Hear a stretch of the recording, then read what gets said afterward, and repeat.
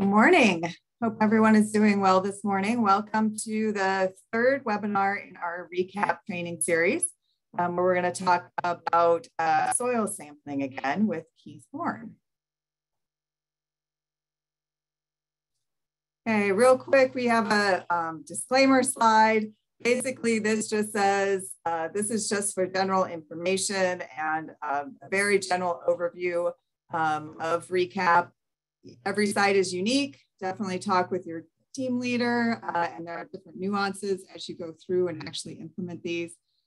So this information provided as is, but if anything in here conflicts with what's actually in the recap things, which it won't because Keith knows it backwards and forwards, but if it does, the actual regulations take precedent, and you do have to take into consideration that every site is unique. So this series is focused on RECAP, which for those who aren't as familiar with it, stands for the Risk Evaluation Corrective Action Program. And there's a link to where you can actually find the regulations. The current regulation is still the 2003 version. There is a newer version that's in process that will update RECAP, but that has not actually finished going through the entire process yet. So the 2003 version is still the current regulation. So as I mentioned, this is our third one in this series, developing an effective sampling plan. We do have two more. After this, the ins and outs of the VRP with Jennifer Schatzel, who is our Brownfield technical liaison. And then in October, we're going to have June Sutherland come back and talk about common mistakes, misconceptions, and compliance issues with RECAP, just to kind of avoid those pitfalls and help facilitate the approval of RECAP investigations and cleanups. For those of you who missed the first two or just want a refresher or want to see this one again, the webinars are all being posted on LDEQ's YouTube page. So you want to go, there's a place that says playlists, and then there's the recap training playlist. So you can go there and they're all there. And then in the comments section, there are links to the actual PowerPoints. I would give you the link to the LDEQ YouTube page, but honestly, every time I go to it, I just Google LDEQ YouTube, and it's always the first one that comes up. So, and really, in addition to the recap training series, a lot of great resources on that page from past webinars and videos. They've really beefed that up within the last year or two. So I recommend checking that out. Okay, so certificates of attendance for those of you who are attending this live. If you'd like a certificate of attendance or credit, if you are an LDEQ employee, you just have to attend the majority of the webinar, and that's documented with Zoom. So make sure you are logged in using your name into Zoom. And then you have to answer the majority of the poll questions that come up. So you don't have to answer them correctly. We hope that you do, but just make sure you at least answer them so we can verify that you were present throughout the presentation. For the LDEQ folks, if you registered, if you put in your P number when you registered and you attend the webinar and do the polls, then that information is sent over to Jared, who will apply the course credit. If you're a non-LDEQ folk, when we send out the email saying, you know, the webinars are now available on YouTube, here's the link. I'll also include a clause that says, if you want a certificate, reply to this email, just reply back and request one, and then I'll send it over to you. So during today's presentation, if you have any questions, you can put them in the Q&A. That's where we prefer you put them. That way we make sure it's easier for us to track that and make sure all the questions are answered. You can also raise your hand and we'll stop at various points and then you can ask your question verbally. Or you can type it into the chat. We have it set up so you can only chat with the panelists. And that's just, we want to make sure that you're getting the correct answer. So if someone does put a question into the chat, we want to make sure that you're only getting an answer from LDEQ back on that. So you can use any of those methods in order to ask your questions, and we definitely encourage that. Okay, and with that, we have our first poll question. Okay, hold on just a second. There we go. All right, so just so we have a better idea of who is in our audience, if you can let us know if you're an environmental consultant, an LDEQ employee, a brownfield grantee, development partner, local municipality, or other, you just don't fit into any of those categories. And again, please make sure you respond. This is part of how we're tracking to see who's in attendance and who's paying attention. So even if you don't fit into any of these categories, then go ahead and click other just to make sure that you respond to the poll. Okay, looks about 3 more of you need to respond. Okay, just a couple more and we'll give you a few more seconds on that. Okay. I'm gonna go ahead and end the poll.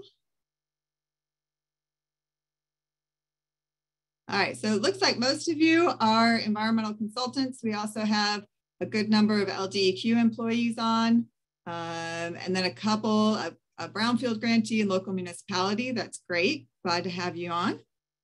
And then a few that are in the other category. So a good mix of folks.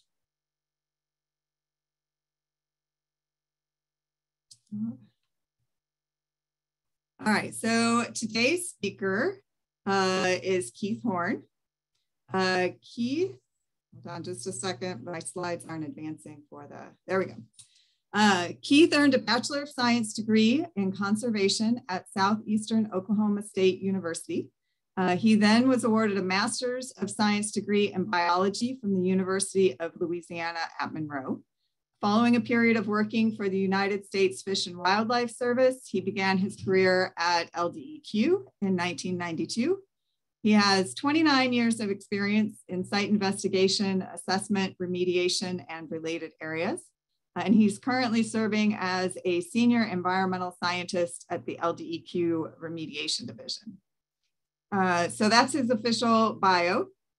So what I did is I did an informal poll of LDEQ folks that have worked with Keith to ask what word or phrase or thought came to mind when they thought of Keith. So some of the things that came up was witty, very knowledgeable and experienced, like to explain things, takes the time to teach, always willing to answer questions. One of the sentences I got, Keith is very knowledgeable and enthusiastic about remediation. If you have a remediation question, Keith. And then my favorite was encyclopedic memory like an elephant, especially about recap. So as you can tell from the comment, Keith is a wealth of knowledge and experience. He is always happy to share his knowledge with others, which we appreciate. And we're so glad to have him here today. So with Keith, with that, I'm gonna pass it over to you, Keith. Okay, thank you, Rebecca. I'm sure there's a list of the negative comments that you didn't share, which I appreciate. And anyway, I'm glad to see so many people here today, particularly people in the regulated community and DEQ employees and the municipalities as well. I've been at this probably too long. That's how you get to be good at this, is you just keep doing it and making mistakes and then doing it some more. So with regard to DEQ, people ask me how long I've been working for the department. I like to tell them that Edwin Edwards and I started the same day, which is true. We did in 1992. It wasn't his first go around as governor, and there was no relation between those two facts other than it just happened to be that way. But with his passing, that became pretty poignant lately. But anyway, I've got a lot of experience in site investigation because I've been involved in it from the former Inactive and Abandoned Sites Division. Also been involved in circular Superfund site investigation, and I'm working on the Recap Corrective Action Group now. So I get to just participate in that recap regulation update that we were discussing. So having seen you all from my secure undisclosed location, we'll go to the slides, stop the video there. And Rebecca, if you could proceed. All right, this is our title today. This is something that was requested we do And developing an effective sampling plan is the official title. And I always like to give these things a subtitle.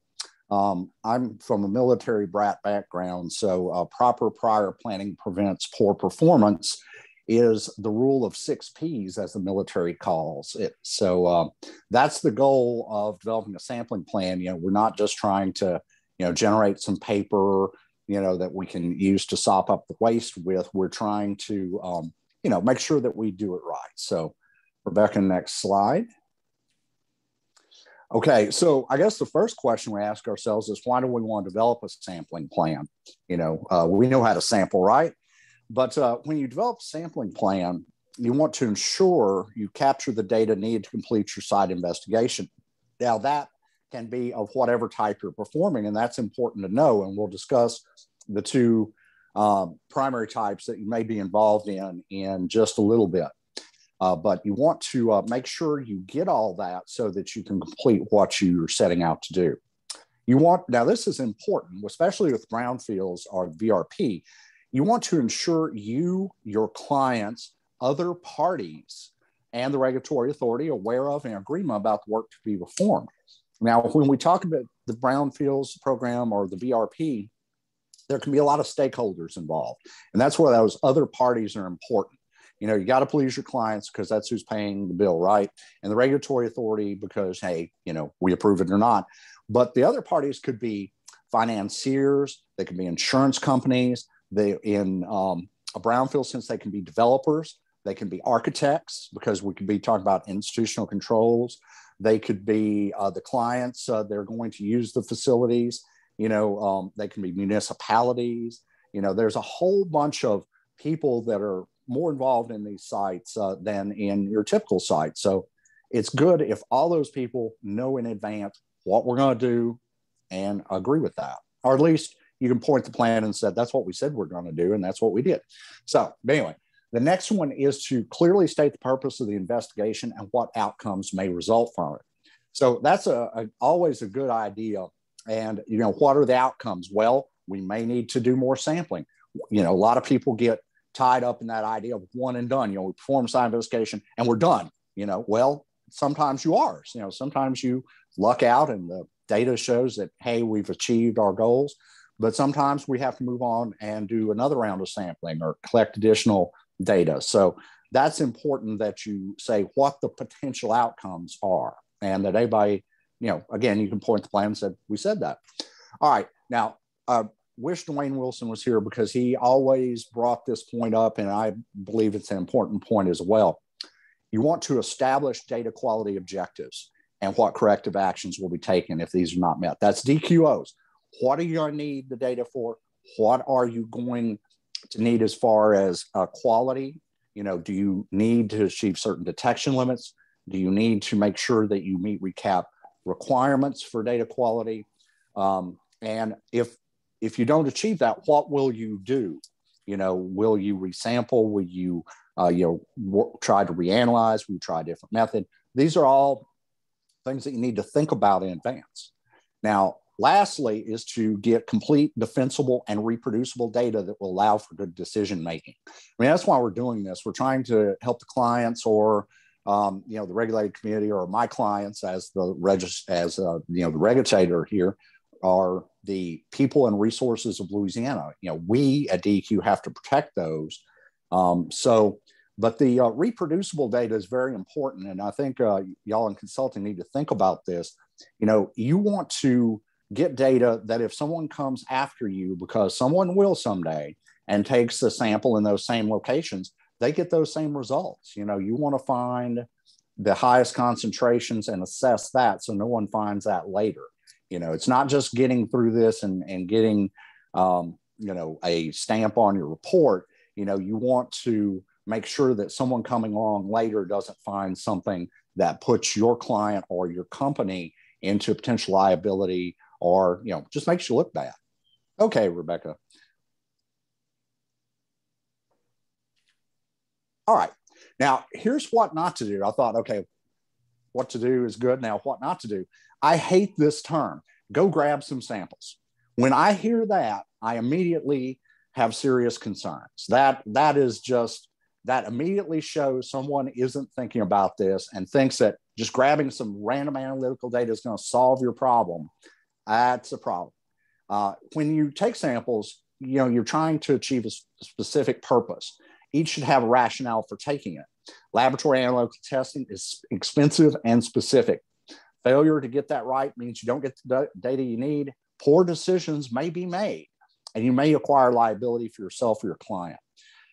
Then another thing is you do not want to fail to meet your regulatory, analytical, other requirements. So you need to know what those are before you take those samples. It's too late when you're in the field to realize, gosh, we should have known this.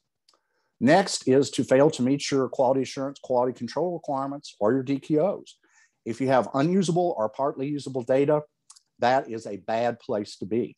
There you're looking at spending more money, even if the laboratory does analysis for free. Mobilization costs are a huge concern. So those are what not to do. Next is Rebecca. All right, now I told you we'd talk about different kinds of site investigations here, because usually in brownfields or the VRP world, we talk about two, and we generally start with these what Recap calls preliminary evaluations. Now that's the regulatory term. Y'all may call them environmental site assessments, phase ones, phase twos. Those are what we're discussing here at first. Now, Recap is a regulation and defines these in Appendix B, Section B21. It says that, now, I want to also point out that throughout the rest of this presentation, when I have something in parentheses and it is in italics, that is a direct quote from Recap.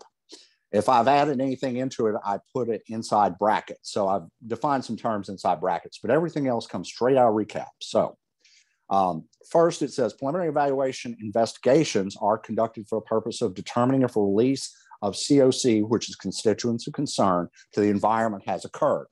That is, i.e., screening the site under the SO or screening option.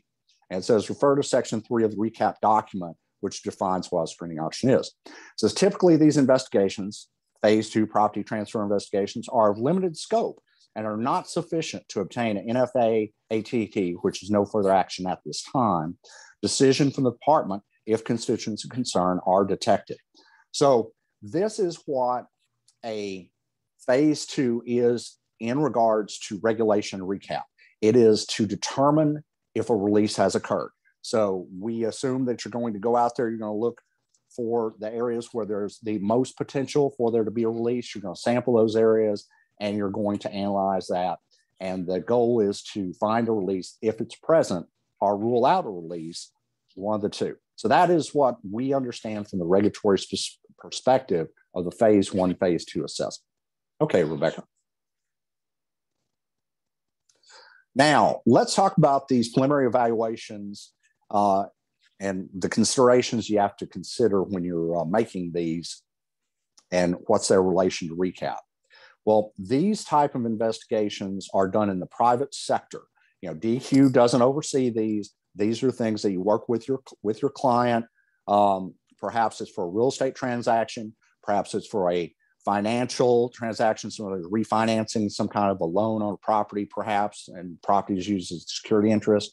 Or maybe it's for insurance purposes. You may be trying to satisfy an insurance company that the workers there are not at some risk from a release.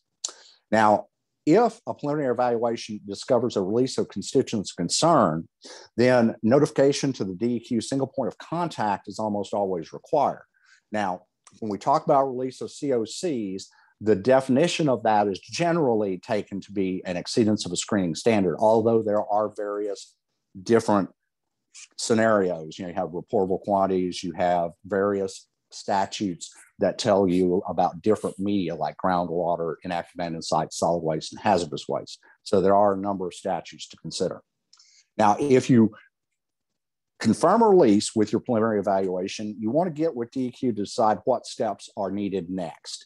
So, you don't want to just jump out there and start doing some kind of action, spending money without getting us on board. So you want to, get that called in, find out who's going to be overseeing that and begin communicating with that person. Now, preliminary investigations are not sufficient to obtain an NFA ATT from DEQ. Now, we said that previously. Generally, they are not. However, in some circumstances, a no further interest letter, this is a letter that we've come up with, doesn't really say a whole lot, but it says that, we've looked at your results and we don't see a release. These might be issued. This typically will require the submission of environmental condition review fee, which is currently $650. That's a down payment because additional cost may accrue. Now, I'm not telling you you should submit your phase twos to the department for review or issuing an NFI. I'm telling you, if your client requires you to get a letter from DEQ, we've had this a lot. HUD was particularly bad about it for a while. They insisted that even a phase two that did not find a release, everything was well below screening, that somebody had to get the DEQ to look at that. Well, if that is the case, we do have this environmental condition review fee statute, which is for this purpose plus some others, like reconsidering a pathway that wasn't before, like an enclosed space pathway on an NFA site, perhaps. So, this is something, a tool that you can use in the brownfield program, their environmental condition review fee, to get DEQ to look at something for you. But, again, it's going to cost you. There is no need, again, if there's not a release. If there is a release, you call SPOC and we go through the normal process. Okay, Rebecca, next slide. Okay, before we advance, I just want to reiterate, what Keith said. You really, especially for our environmental consultants that are on the webinar and are involved with brownfield grantees, it's really important to think about, what does the brownfield grantee need at the end of the day? Like Keith mentioned, HUD always wants to see something in writing, and making sure that that project officer, do they want an NFI or do they need an NFA? And then looking at the sampling plan to make sure that you're going to get what you need at the end of the day. And that's something, the brownfield team, Jennifer and Dwayne and I can help you with ahead of time. We'd much rather work with you ahead of time, make sure the sampling that you're going to do will get you what your funders, what your lenders, whoever needs at the end of the day, then, find out at the end after you've done the investigation and then have to tell you, well, you're only going to get this, or we can't respond to that because you didn't do it this way. So that's something with the environmental consultants that we're here to partner with you on. Just wanted to make sure to reiterate that point. Okay. All right. Okay. Let's talk about the preliminary evaluation standards and rules. You're doing these phase twos or phase ones in the private sector. You're doing them in accordance with your clients and what their needs are. But what do you follow? What are the rules and standards to apply? Well, the one that most familiar with probably would be the ASTM International. Now, ASTM was originally American Society for Testing of Materials, but now they're international. So their real name is now ASTM International, but they still have that nice logo on the left. The area which addresses the preliminary evaluations is found under the Real Estate Assessment and Management Standard Guidance and Practices. So if you're engaged in those activities, you want to get those standards and follow those practices, okay? Now, another issue that comes up with these, phase two or preliminary evaluation, phase one, phase two, or preliminary evaluation investigations is a concept called all appropriate inquiry. Now, this comes from the EPA, and it is part of a final rule. This is AAI. It's at 40 CFR Part 312. Only all appropriate inquiry provides liability protection under the Comprehensive Environmental Response Compensation and Liability Act, which is circular or Superfund. And under our statutes, it can be used as a defense against liability under the Louisiana Environmental Quality Act. So you want to make sure that you are following exactly EPA's AAI procedures if that is the goal you want for your client or the client wants for themselves. Next slide, please. All right. So, back one. Okay. Well, as Rebecca mentioned, we want to look at the idea of preliminary evaluation data going into recap. If you need I mean, one of the concerns is, do you find a release? I mean, most people doing preliminary evaluation think, oh, we're not going to find anything. And then they find something and then they're in a world of hurt. So can we use this preliminary evaluation data in Recap? Well, the first question we have to ask ourselves is, does the sampling methodology used meet Recap Appendix B regulatory requirements? So that's something you need to think about. If you're hoping to use that data later, or if you're afraid you might have to, you want to make sure to sample in accordance with Recap. Next, does the quality assurance quality control meet the requirements of Recap section 2.4? This is the field QA/QC requirements that you will find in that section. And I have a story there. We have an environmental consultant working on a very big project for the city of Lake Charles. It ended up being a brownfield project. I believe this gentleman spent somewhere in the neighborhood of $70,000 on analytical testing during his phase 2 for the city. And he, in an attempt to save money, or because it was not required, did not take any QA/QC samples, any, in the entire project. And then they had a release discovered, and then they wanted to bring in a Recap.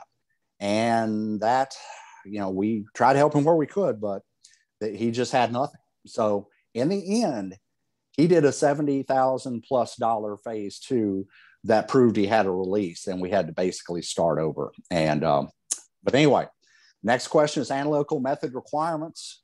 Have they been met? If the analytical method requires collection by a certain methodology, was that done? If it requires a certain hold time, was that hold time observed? Okay, now if these things are true, congratulations. You can use the data as part of Recapsci investigation. You may be required to take more samples or confirmatory samples as part of that investigation, but at least you don't chuck that data and start over. If these things are not true, like my friend who did the work in Lake Charles, well, Recap tells us the data can only be used as part of a preliminary conceptual site model. That's per Recap Appendix B and Recap Section 2.5. And Recap Section 2.5 says data of unknown quality, can only be used in a conceptual site model. So that allows you to plan your next sampling event, but that's about it. All right, next slide, please. All right, we have come up to our next poll question. Go ahead and bring this up. And before I forget, we will have a break. It's at slide 44. So I just want to make sure everybody knows that and can plan accordingly. And here is our next poll. So why develop a sampling plan? And you can choose all that apply for this one. So to ensure you capture the data needed to complete a site investigation, ensure you, your clients, other parties, and the regulatory authority are aware of and in agreement about the work to be performed, to clearly state the purpose of the investigation and what outcomes may result from it, to establish data quality objectives and what corrective actions will be taken if these are not met, to get complete, defensible, and reproducible data that will allow for good decision-making, and because Keith said so. So go ahead and choose all that apply. And we'll give you a few more seconds.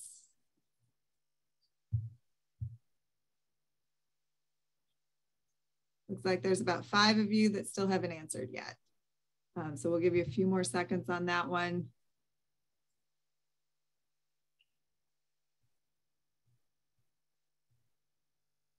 All right, yeah, 5 seconds, 4, 3, 2, 1. All right, share the results. So most people got this all right. It is all of the above, except for because Keith said so, unless he's your team leader, and then that does become, does come into play. So great job on that. Yeah, just make sure you're covering all these things when you're developing your sampling plan. I wish more people would pay attention to that last one, but sadly, that never quite works out. Not in my experience, no. All right, let me pass it back over to Keith. Okay. And I don't think I don't see any questions coming in. Again, if you have questions along the way, go ahead and put those into the Q&A or into the chat, or go ahead and raise your hand. And Keith, back to you. Okay, thank you, Rebecca. One more little thing I wanted to bring up. I meant to tell another story about why it's important to follow, you know, the guidance or the standards involved in the project that you're doing. We had a site up in Mansfield where there was a phase one done on behalf of bank wanted phase one done, property owner wanted to buy a piece of property. You know, I think they were more concerned about how much it cost than actually, you know, doing it correctly. They found some out-of-state firm that would do this phase one for, you know, a low price. And they, you know, performed this, and the buyer thought he had something that meant something. But one of the ways that they offered this really low price is this out-of-state firm did not do the site walk, which was specified in the ASTM guidance and procedures. And so had they actually sent someone to do this site walk, then as soon as they entered the gate of the facility, they would have seen the underground storage tank system on the left with the pump that, you know, was there. And they did not see that. However, we DEQ inspectors, when we arrived after this guy had bought it and thought he had everything in order, we did see it and said, hey, you know, this UST system, that's a problem. He's like, what? Well, we had a phase one done. Well, you know, so sometimes, you know, those cut rate phase ones are not a good bargain. But anyway, so that was what I had to say about that. Now, we've looked at the preliminary evaluations, you know, and I think we're done with that phase of the presentation at this time. So let's move on to recap site investigations and site investigation work plans.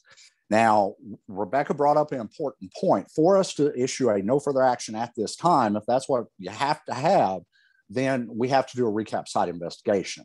You know, these no further interest letters, you know, they don't really mean a whole lot if you ever got one. They're very general and very vague, but, you know, they make some people feel better. We used to call them a comfort letter because some are comforted by them. But, you know, those are not a no further action. To get a no further action, we generally have to meet the requirements of Recap Appendix B, which is what we're going to talk about now. So if you have a release, you're now moving into Recap Appendix B. The other thing is, if you want to enter your site into a voluntary remediation program, which, you know, we're here to talk about today, right? Generally, you have to enter the voluntary remediation program at the site investigation stage, because there are certain requirements that we'll talk about in a minute that are unique to the VRP. Not many, though. So, and again, Jennifer will give us the ins and outs of the VRP in our next session, which we hope you tune in for. But anyway, so you're at this point, you need to get into Recap Appendix B. Rebecca? Okay. Now let's talk about recap site investigations. Recap is not a guidance. It's not, you know, it's some kind of touchy-feely thing. It is a regulation. It is required. It is mandated by LAG 33.1, Chapter 13, Section 2.3. That's under the Office of Secretary's Regs. And in that, it brings our entire recap document into regulation and gives it the authority of regulation. So what does recap say about self-implementation of recap in general? This is found in Section 2.18. Now, notice it's in parentheses again, and it is in italics. That indicates it's direct quote from Recap. Now, the other thing about this, though, is Recap actually bolds this particular statement. I mean, they're really trying to get your attention with this. So it says, for more extensive site characterization and or remediation activities, the DEQ recommends that DEQ and the submitter reach an agreement about site management objectives and site characterization strategy prior to the submitter expending extensive effort and resources on site activities. Performance of such activities without prior department approval shall be conducted at the risk of the submitter. So there you go. You know, if you want to get in a hurry and do something without DEQ approval, you're doing it at your own and your client's risk. And, you know, these things aren't cheap. So, you know, it could be an expensive mistake. All right, next slide, please. Now, what does it say specifically about recap site investigation work plans? Again, from section 2.18, it says a work plan for a more detailed site investigation should be approved by the department prior to being implemented. Self-implemented site investigations are performed at the risk of the submitter. LDEQ may require confirmation sampling for any self-implementing site investigations where no further action is requested. You know, it used to be pretty much standard operation or procedure that if we got in a site investigation where we, DEQ, were not notified in advance of the samples being taken and we were not on board with approval of the site investigation, that confirmatory sampling would pretty much always be required. And that was not only just because we wanted to be mean, sometimes we did, but I'm kidding, no. But usually someone overlooked something or there was something that they interpreted differently than we did. And so that kind of confirmatory sampling became necessary. So that's why you want to get together and all, you know, be on the same page when we investigate. Next slide, please. All right. So who decides about the site investigation work plan? What does the regulation require as far as that goes? Well, both Recap section 2.18 and B talk about DEQ decides. It says DEQ may waive the requirement to submit a site investigation work plan, provided that all requirements of Appendix B are followed. The submitter shall contact the DEQ to establish the necessity of a work plan. The requirement for a site investigation work plan for a MO1 or MO2 evaluation shall be made by the department based on site-specific conditions. A site investigation work plan shall be submitted for department approval for all MO3 evaluations. Now, if you're not familiar with MO, that's a management option. That's a recurrent term that refers to a tier of assessment or evaluation. You start with the screening option, which is where we determine if there's been a release or not, and where we eliminate constituents of concern that are not of concern, actually. And then you move up through MO1, MO2, and MO3. Each one becomes more difficult and more site specific. So that's where we're at. Now, it says DEQ may waive the requirement to submit a site investigation work plan provided that all requirements of Appendix B are followed. That is commonly done in the UST sector. You know, the UST divisions often, you know, allows that to occur. Under the VRP, that's not really an option because you have to submit your work plan with your application. So it kind of depends on the program, but again, talk to DEQ. All right, next slide, please. All right, so what does Recap require? Let's talk about that. On the left, we have a site investigation work plan from Leaf Environmental, who is currently the site investigation contractor for the remediation division. So I'm going to use some of their work up here since we're paying for it, so I can put it up there. But anyway, that is one of their site investigation work plans for an IAS site we have in Lafayette that we're investigating. Recap provides requirements for developing a site investigation work plan in Appendix B. That's the site investigation appendix. And it's in section B24. You really should read the paragraph of this section. There's a big section of text that talks about what you need to consider. There's a comprehensive history for the site. It wants you to discuss the findings of any preliminary evaluation, discussion of any previous sampling or all previous sampling, actually, the identification of all COCs and any interim actions that have been taken. Now, it's a really good text, and we often just kind of skip over it, but hey, in preparing for this, I read it again. I was inspired by it. But as far as Recap requiring, let's talk about what it lists as the minimum requirements for a work plan, okay? The regulation says minimum requirements. So this at a minimum is what you need to do. So next slide, please, Rebecca. All right, so again, from B24, we'll go through these. It talks about, in general, the site investigation work plan shall at a minimum. Now, you know that regulatory term there, shall. That is not optional. You have to do it. It's not a good idea. It's the law. But anyway, it shall at a minimum meet the submittal requirements listed below. Any variance from these requirements shall be approved by the department. Again, shall, prior to submission of the site investigation work plan. Additional information may be required depending on statutory, regulatory, or permit-specific issues. Okay, so this is required for every work plan. And one of the things we used to do at DEQ, whenever you submit a work plan, we'd have a checklist that had these 17 on it, and we would look through the work plan and make sure they were all met. If not, hey, then we need to contact you and say, hey, where's this thing?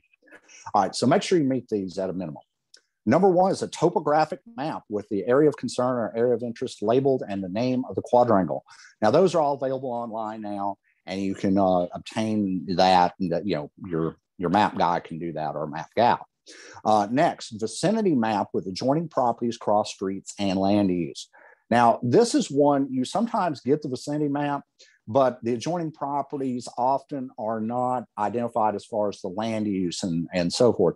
Now, why is this important? Well, consider your site, is, just nice commercial property, but next door, there's a facility that is mom and pop's dry cleaner.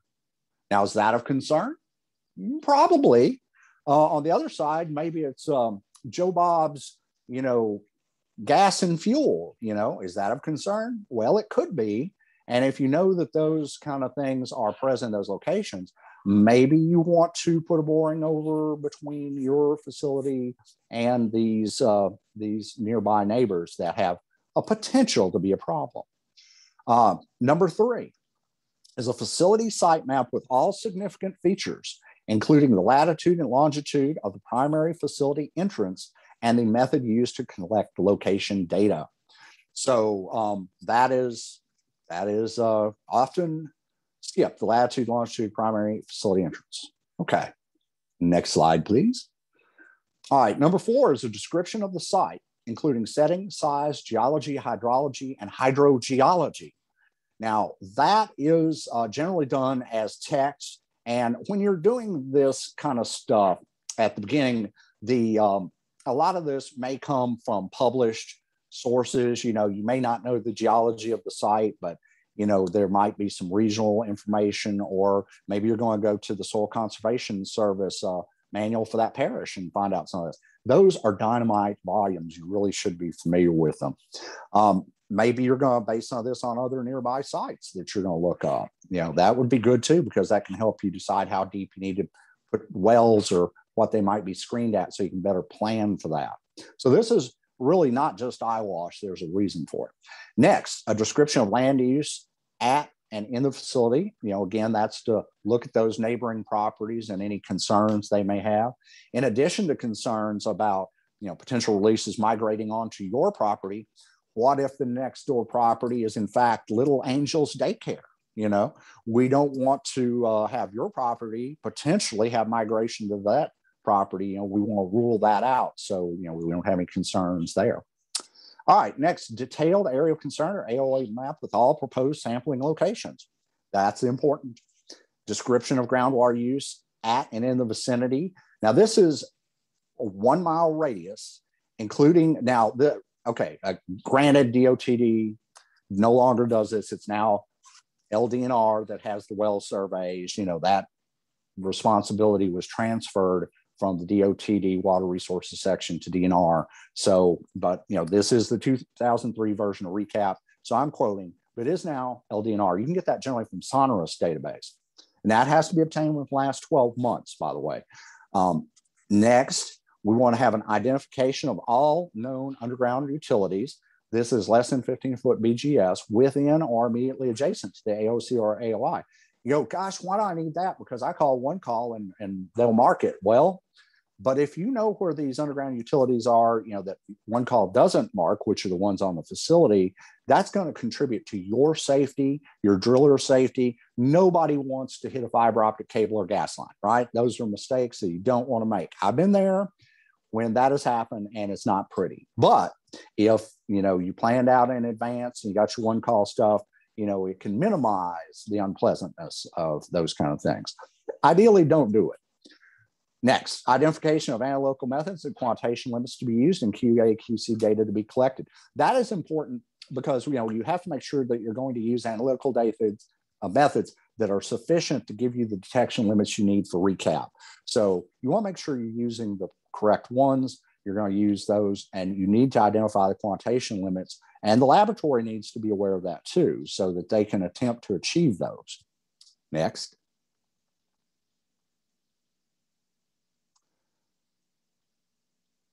Okay, next is preliminary identification of the constituents of concern. You know, if you're dealing with a gas station, you want to look for the appropriate COCs.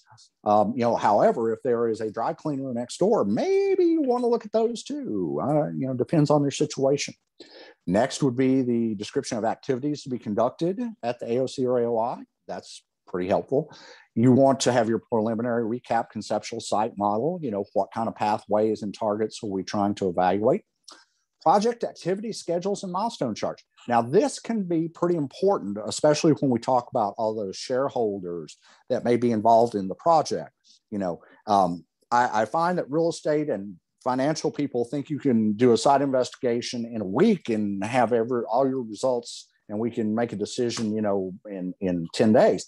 And, you know, they really need to know what's involved in the process. People don't want to hear it, but, you know, a lot of times site investigations, I tell people they take about 6 months, and people don't want to hear that sometimes, but, you know, you can try to rush them up, but in the end, it doesn't always work. Next, a schedule of deliverables, submittals, and their due dates. That's helpful again for the same reasons. You want to know what's going to happen. Here's something useful in the field is an organizational chart illustrating lines of responsibility of personnel involved in the investigation. Now, one of the things you want to have that for is because a lot of times nowadays, you know, we got a lot of different parties on site. You know, you got subcontractors, you got drillers, you might have some people doing a norm survey. You know, who's working for who? Who's the person that DEQ needs to talk to, or who is responsible for the work of those subcontractors.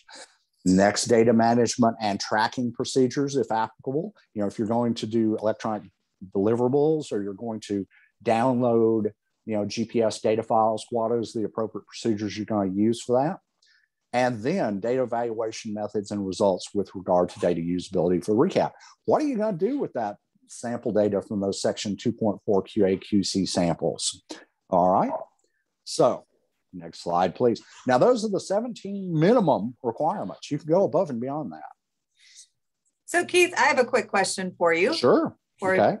Underneath the project activity schedules and milestone chart, do you normally include the LDEQ review times in that, or is that just up until they actually submit it to LDEQ? Because I'm finding that people, you know, talking back, I agree with you that people don't like the fact that a phase 2 can take 6 months, and sometimes the clients don't understand how long DEQ has to review that. So is that common? People don't know. Well, should they? You know, of course, the site investigation work plan is prepared by the submitter, so you know they don't really have control over that. Although it would be possible to talk to the team leaders in advance and kind of figure out how long they expect that to be. Another thing people don't really consider in that is the time it takes to actually submit the document, receive the document, get it checked in, get it assigned to the reviewer. You know, the review may actually get 30 days, but, you know, it may take 10 days or 15 days to get that thing to through the mail. You know, the mail is a bit slower nowadays. You know, you get it to the reviewer and assigned to them for their review. So, you know, that can be useful to put that in there. Although, granted, you know, the submitter doesn't have control of that. That's assigned by the DEQ management. So, but yeah, it is useful to get that in there if you can. Yeah. Yeah. All right. All right. Now, one of the last requirements, you may have seen those little asterisks on those 17 previous requirements. I didn't mention those, but what those do, the asterisk refers to the map requirements. And this is from Appendix B, but it's the same wording throughout Recap. If you look in the screening option, management option 1, it's all the same. All maps submitted to Recap. And on my left, I have a map produced again by the current DEQ site investigation contractors. And it meets most of the requirements that we talked about. But it says throughout Recap that, note, all maps shall have a bar scale, okay, a north arrow. Now, I had a geologist I used to work for that told me that if you don't have a scale and north arrow, you don't have a map. he learned that in college and he believed in it. And that's, I agree with him. You know, if you don't have a scale, you don't have a north arrow, what you have is a diagram. You don't have a map. All right. So the next thing is contour intervals if it's contoured. Now that map on the left is Port Barry, and we know Port Barry has no contour. It's flat as a board, so it doesn't have contour intervals. The date map data was obtained. That's always in the little small data at the bottom, and the map date. So you generally get that from the data source that you're using. All right, so all maps, figures, diagrams, and cross-sections submitted shall be legible. That's always helpful. And unless otherwise approved by the department, not larger than 11 by 17 and folded to a standard report format. So it can fit in your 3-ring binder that you're going to submit it in. But that helps us with scanning it in and carrying them around with us to look at. But that is the map requirements for recap. So keep that in mind. We're getting nowadays, I got to tell you, this is an area that absolutely needs to be looked at by the submitters. What we're getting a lot of nowadays is people just want to take a, image from Google Earth, cut and paste it into some kind of frame and call it a map. Well, if you have a scale and all these other things, maybe it's a map.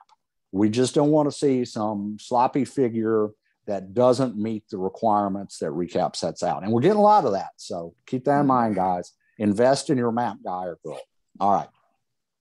Yeah, I have to say that when I first started with brownfield, so I'm an engineer and I did environmental consulting work back in the day. And I agree that if it doesn't have a north arrow and a scale, it's not a map. And when I first started brownfields, we were getting maps that were not even to scale. It was just kind of like you said, a diagram. And so I was very glad when I can now point to Recap and say, no, it's a requirement that you have all this. Because it really is helpful, moving forward with all of our projects to have that scale diagram and to figure out where everything is and have that moving forward. So yeah, definitely pay attention to that. Okay. Now, the additional requirements of section B24 that tells us that the following documents shall be developed for all sites and submitted to the DEQ upon request. Now, I bolded and underlined that it is from Recap, but I added that emphasis there because that these have to be developed, but certain ones are only submitted upon request. The first one is a technical sampling analysis or TS&A plan, and includes all sampling required to characterize all the media listed there as required by your investigation. So some people like to integrate that into the work plan itself and, hey, that's okay with me. Check with your team leader whether it really needs to be a separate plan. Now, number 2 is a health and safety plan or H&S plan, and which shall delineate all necessary precautions for the safety and protection of both personnel involved in site activities and the surrounding community. Now, I have to tell you at this point that at least under the work plans that we have developed for us by our contractors, and what most team leaders should be telling you is that you have to develop that because OSHA tells you have to. That's part of the OSHA requirements for environmental work. However, I personally, as a DEQ employee, do not want to see your health and safety plan. And if I were to get it, I would say that I'm not approving it because I don't have the authority to do so. I am not OSHA. The only area that we really have authority over is whether or not we're protecting the surrounding community. Now, of course, if I see something that's grossly unsafe on site, I'm going to go to whoever's running a show and say, hey, that over there doesn't look safe to me, but that's not my regulatory authority. That worker safety is between the employer and the employee and OSHA. And I don't want to get in that place. So I am not going to ask you to submit a health and safety plan. I am going to tell you that you have to have one because OSHA requires it, and it should be a good one. And you should know what it is and you should follow it because that's what gives you protection. And later, if there's any workers' compensation issues, it's going to be important to you. All right. So enough of that soapbox. We'll move on now to the QAQC control plan, or quality assurance quality control, which shall address limitations and uncertainties associated with the data, so that only appropriate and reliable data for use in qualitative risk assessment are carried through the recap process. So we want to make sure we have a plan, and that plan should also tell us what to do if we have a problem. So, all right, and these are just the first sentences of each of those sections. You can read the entire sections in recap, Appendix B, section B24. Next slide, please. Okay, just a quick note on the QA/QC plan. If it is a brownfield funded project, you also have to develop an EPA quality assurance project plan. So while those two should definitely correlate and have the same sampling, QA sampling, all measures in them, those are two different things. They're different requirements for a recap QA/QC plan versus an EPA quality assurance project plan, or QAP. The QAP has a lot more requirements to it. So what most folks do is put together the QAP and just make sure that it also satisfies the QA/QC plan requirements for recap. So just kind of keep those in mind. There are two different requirements. One is under recap, one is under EPA. Though they should correspond, but you can't. A recap QA/QC plan is normally not adequate for an EPA QAP. So just kind of keep that in mind. Okay. That's a good point, Rebecca. EPA funded projects under Superfund, QAP has to be developed. Same for brownfields. EPA has quality assurance guidance, for these, and it's very detailed. So yes, you want to be familiar with that and make sure you follow that. If you're under the requirement for a QAP, you'll have to have that submitted and generally approved in advance. Yep. Okay. Yep. All right. And then we're going to go on to our next poll. So our next poll, basic question. We're actually going to do two polls this time. Recap is it guidance, regulation, best practice, suggested? Which one does the recap fall into? I almost added one that just said Keith's grand, but decided not to put that one in.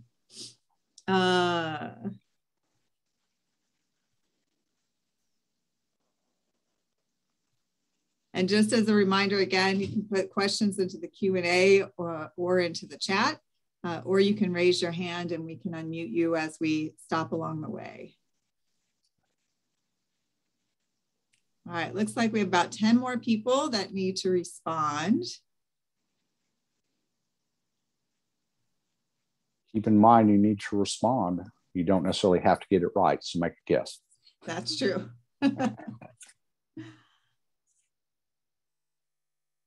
And I will say, as we're waiting for the last 6 people to mark, when you talk about marking the utilities, that is not a perfect science, I have to say. We had one where the folks came out, they marked it. I thought it was in a particular spot. They marked it somewhere else. So we went and drilled, away from that, and sure enough, hit a line.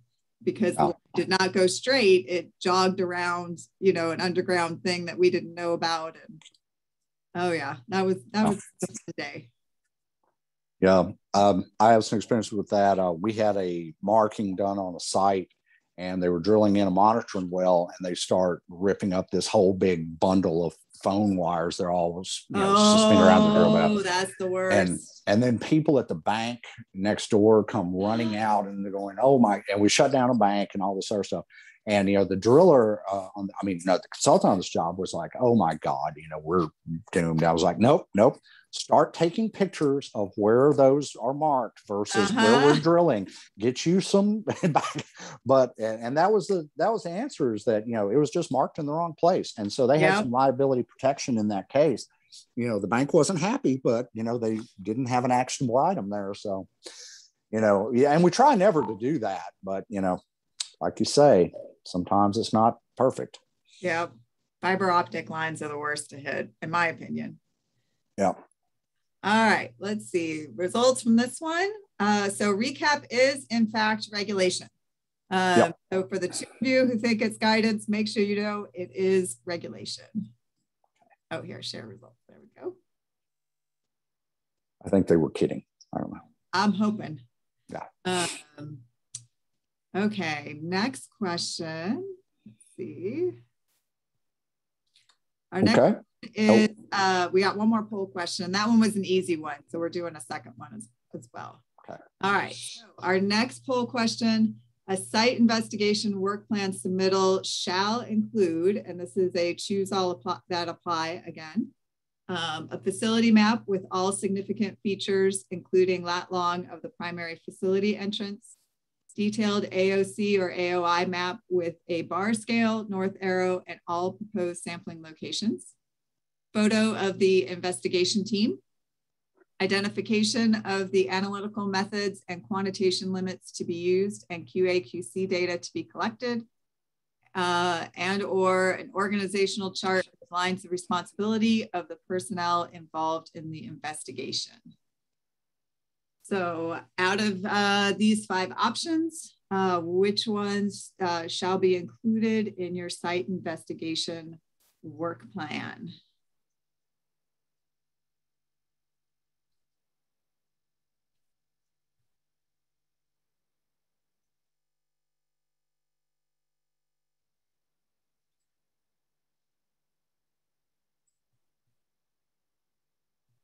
And while we're waiting for, we got about 10 more people that need to reply. So Keith, out of the 17, what's 1 or 2 that you especially see that people seem to miss when they're submitting their investigation work plans? Well, a lot of times, you don't see the conceptual site model. People kind of brush over that requirement. The maps, as we've said, that's probably number 1 problem is they don't meet the requirements. And then the adjacent properties not being identified as far as their land use or any concerns on those. Those are probably the least detailed or complied with sections of that. Another little minor thing is, someone once asked me, well, who or what is the best site investigation work plan you ever saw? And I got to say that that was from a company out of Pennsylvania called B&L Companies or BL Companies. They were from Pennsylvania, but they were doing work for a client down here.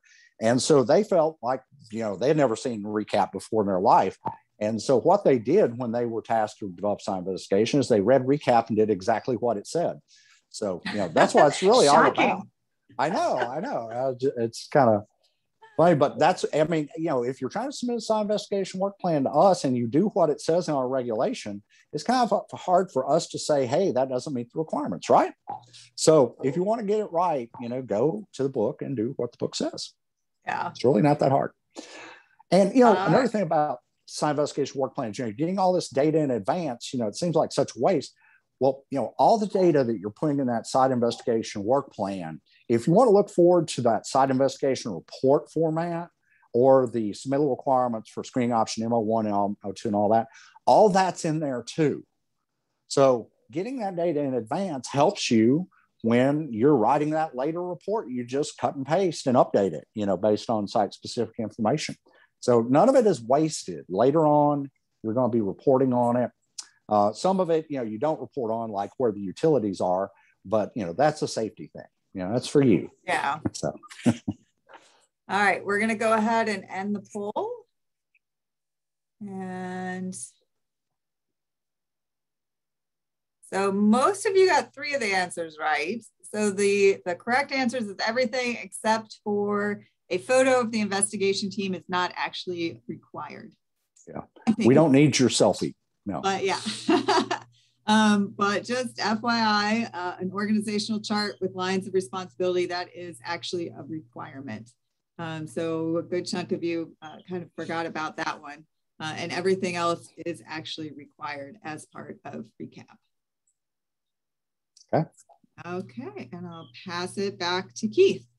Okay, so let's talk about site investigation considerations. What do you need to think about? We write a work plan, so what do we think about? What needs to go on that work plan? What what do I need to be aware of? And this is particularly important for people who, you know, are visiting from out of state doing work for a client like that Pennsylvania company I was thinking. So let's move forward. All right, so first I told you I'd tell you a little bit about the VRP specific requirements. Again, Jennifer Schatzel will be having a, a training session later on the ins and outs of VRP. I would encourage you to participate in that. We're just going to touch on these, but the LDEQ's voluntary remediation program uses the standard Recapsci investigation process, but there's 3 significant differences that you need to be aware of. When we sample for the VRP, we must include volatiles, semi-volatiles, metals, TPH, and any other class of compound that might be present. Now, that's regardless of what the history of the site is or regardless of what your COCs identified are. Because in the VRP, you could end up with a certificate of completion that waives all potential liability for your clients and their future buyers, assigns, whatever we call that in legal terms. So we, DEQ, have to be very sure of the potential risk of the site and that we've addressed everything that could be there. Maybe we didn't know about that dry cleaner that was there before the gas station. That's like one particular site. I remember that Lake Charles I was telling you about. We were looking at some old maps that said there was historically a Chinese laundry on site. And we were all doing research trying to figure out what a Chinese laundry was. Did they do dry cleaning? Did they have solvents? And what we found out was that a Chinese laundry was where Asian American people wash clothes with soap and water, which wasn't of concern. But, again, you don't always know what happened there in the past. So we need to make sure that we have a high level of certainty. Now, other class of compound that could be present, if I'm looking at an electrical facility, of course, PCBs are probably a concern, polychlorinated biphenyls, so that would be something that you'd need to look at. If you were looking at some place that had a unique type of chemical compound that was made there in the past, we need to find out what that is and include it. But this is required of all VRP sites. Now, next, important consideration. The site investigation can be limited to the legal description of the property, which is included with the VRP application. So if you have a larger site, and this is one, I tell a story of Shreveport creosoting on Dazelle Street in Shreveport, where the property used to be a creosote plant, but then it was broken up later and was sold to various different parties. Each of these parties, independent of the rest of them, because they never could get together and do an overall assessment, was able to bring their little piece of property into the VRP. Some of them did a site investigation and found there was no contamination on their piece. LSU HSC, they were the first ones to go. They got so lucky. They got an NFA at the investigation stage because they were uniquely situated on that property and no contamination was found. So, but this is something you do. You break up a larger property and bring pieces of it into the VRP because you only have to investigate the legal description of property, which is included in the VRP application. Now, however, the flip side of that coin is that you have to investigate the entire property that is in the legal description, which is included in the VRP application. So if you have a client that has, a big vacant piece of property out back, but they want to bring the whole thing in the VRP, you got to go sample that area, even though there was nothing ever there, because the entire property has to be addressed under the VRP. So that's our VRP specific requirements. Jennifer will tell you more about the VRP later. Stay tuned. Next slide, please. All right, now the QA/QC requirements of Recap. This is very important. It says for routine sampling events, it is required that field QA/QC samples be collected and analyzed. The following is an example of an acceptable QA/QC set. Now, this is from Recap section 2.4. It tells us that we have to have one rinse safe, that's an equipment blank, some people call it, per 20 field samples, one field blank per day. We generally regard those as being for volatiles. EPA likes to run a field blank for everything per day. So that's up to you. You can propose whatever you want, but if you have volatiles at COCs, you need to be doing a field blank. A trip blank per ice chest of samples for VOA analysis, that's volatiles again. If you put all your volatiles in the same ice chest, you can save some money on trip blanks. So keep that in mind. You can do a field duplicate sample per 20 field samples. Now, that is where you send a blind field duplicate to a laboratory to check the precision of the analysis. Do you get the same result? If you don't, then you might have a problem within a certain percentage, of course. Then this is the hugest problem area. Everybody pay attention now. One matrix spike duplicate from the site per 20 field samples. What we see a lot of is that people trying to submit QA/QC data from a laboratory selected MSMSD, where Recap requires that your MSMSD comes from your site. So you need to collect an MSMSD from the site. You need to pay for it to be analyzed. One of the reasons for this is maybe your site has nice sandy soil and would have great recovery, but that laboratory, they selected a clay soil from somebody else's site that had a lot of organic carbon, and they got a poor recovery. Well, guess what? That poor recovery is going to apply to your data because it was in the same batch. Likewise, if you were getting poor recovery from your site, we need to know it. We don't need to be, fooled by somebody else's MSMSD. So that's the big problem in the QA/QC. All right, next slide, please.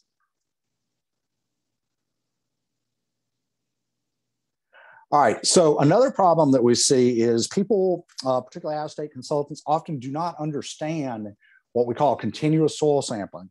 Recap Appendix B, Section B252 requires continuous soil samplings from borings. That means you have to sample an aliquot from each interval. And usually y'all guys like to break these up into 2 foot or 1 foot intervals as you do your borings.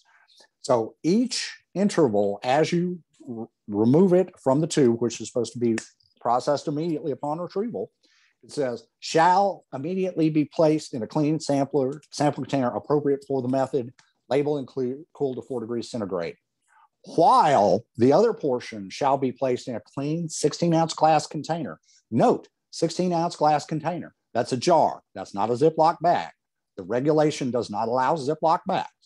All right. So it's covered with clean aluminum foil and sealed. The soil in the 16-ounce glass container shall be allowed to volatilize for approximately 15 minutes prior to conducting a headspace screening analysis by penetrating the foil with a probe from a flame ionization detector, a photoionization detector, or other instrument approved by DEQ. Now, this has always been in Recap Appendix B. We've always required this. And when you're doing continuous sampling, you need to show up on the site and you need to plan to have sample containers for each interval of your borings. That's the way it has always been. Next slide, please, Rebecca. So storing soil cores and collecting the analytical sample after the field screening has been conducted, has never been allowed under Recap.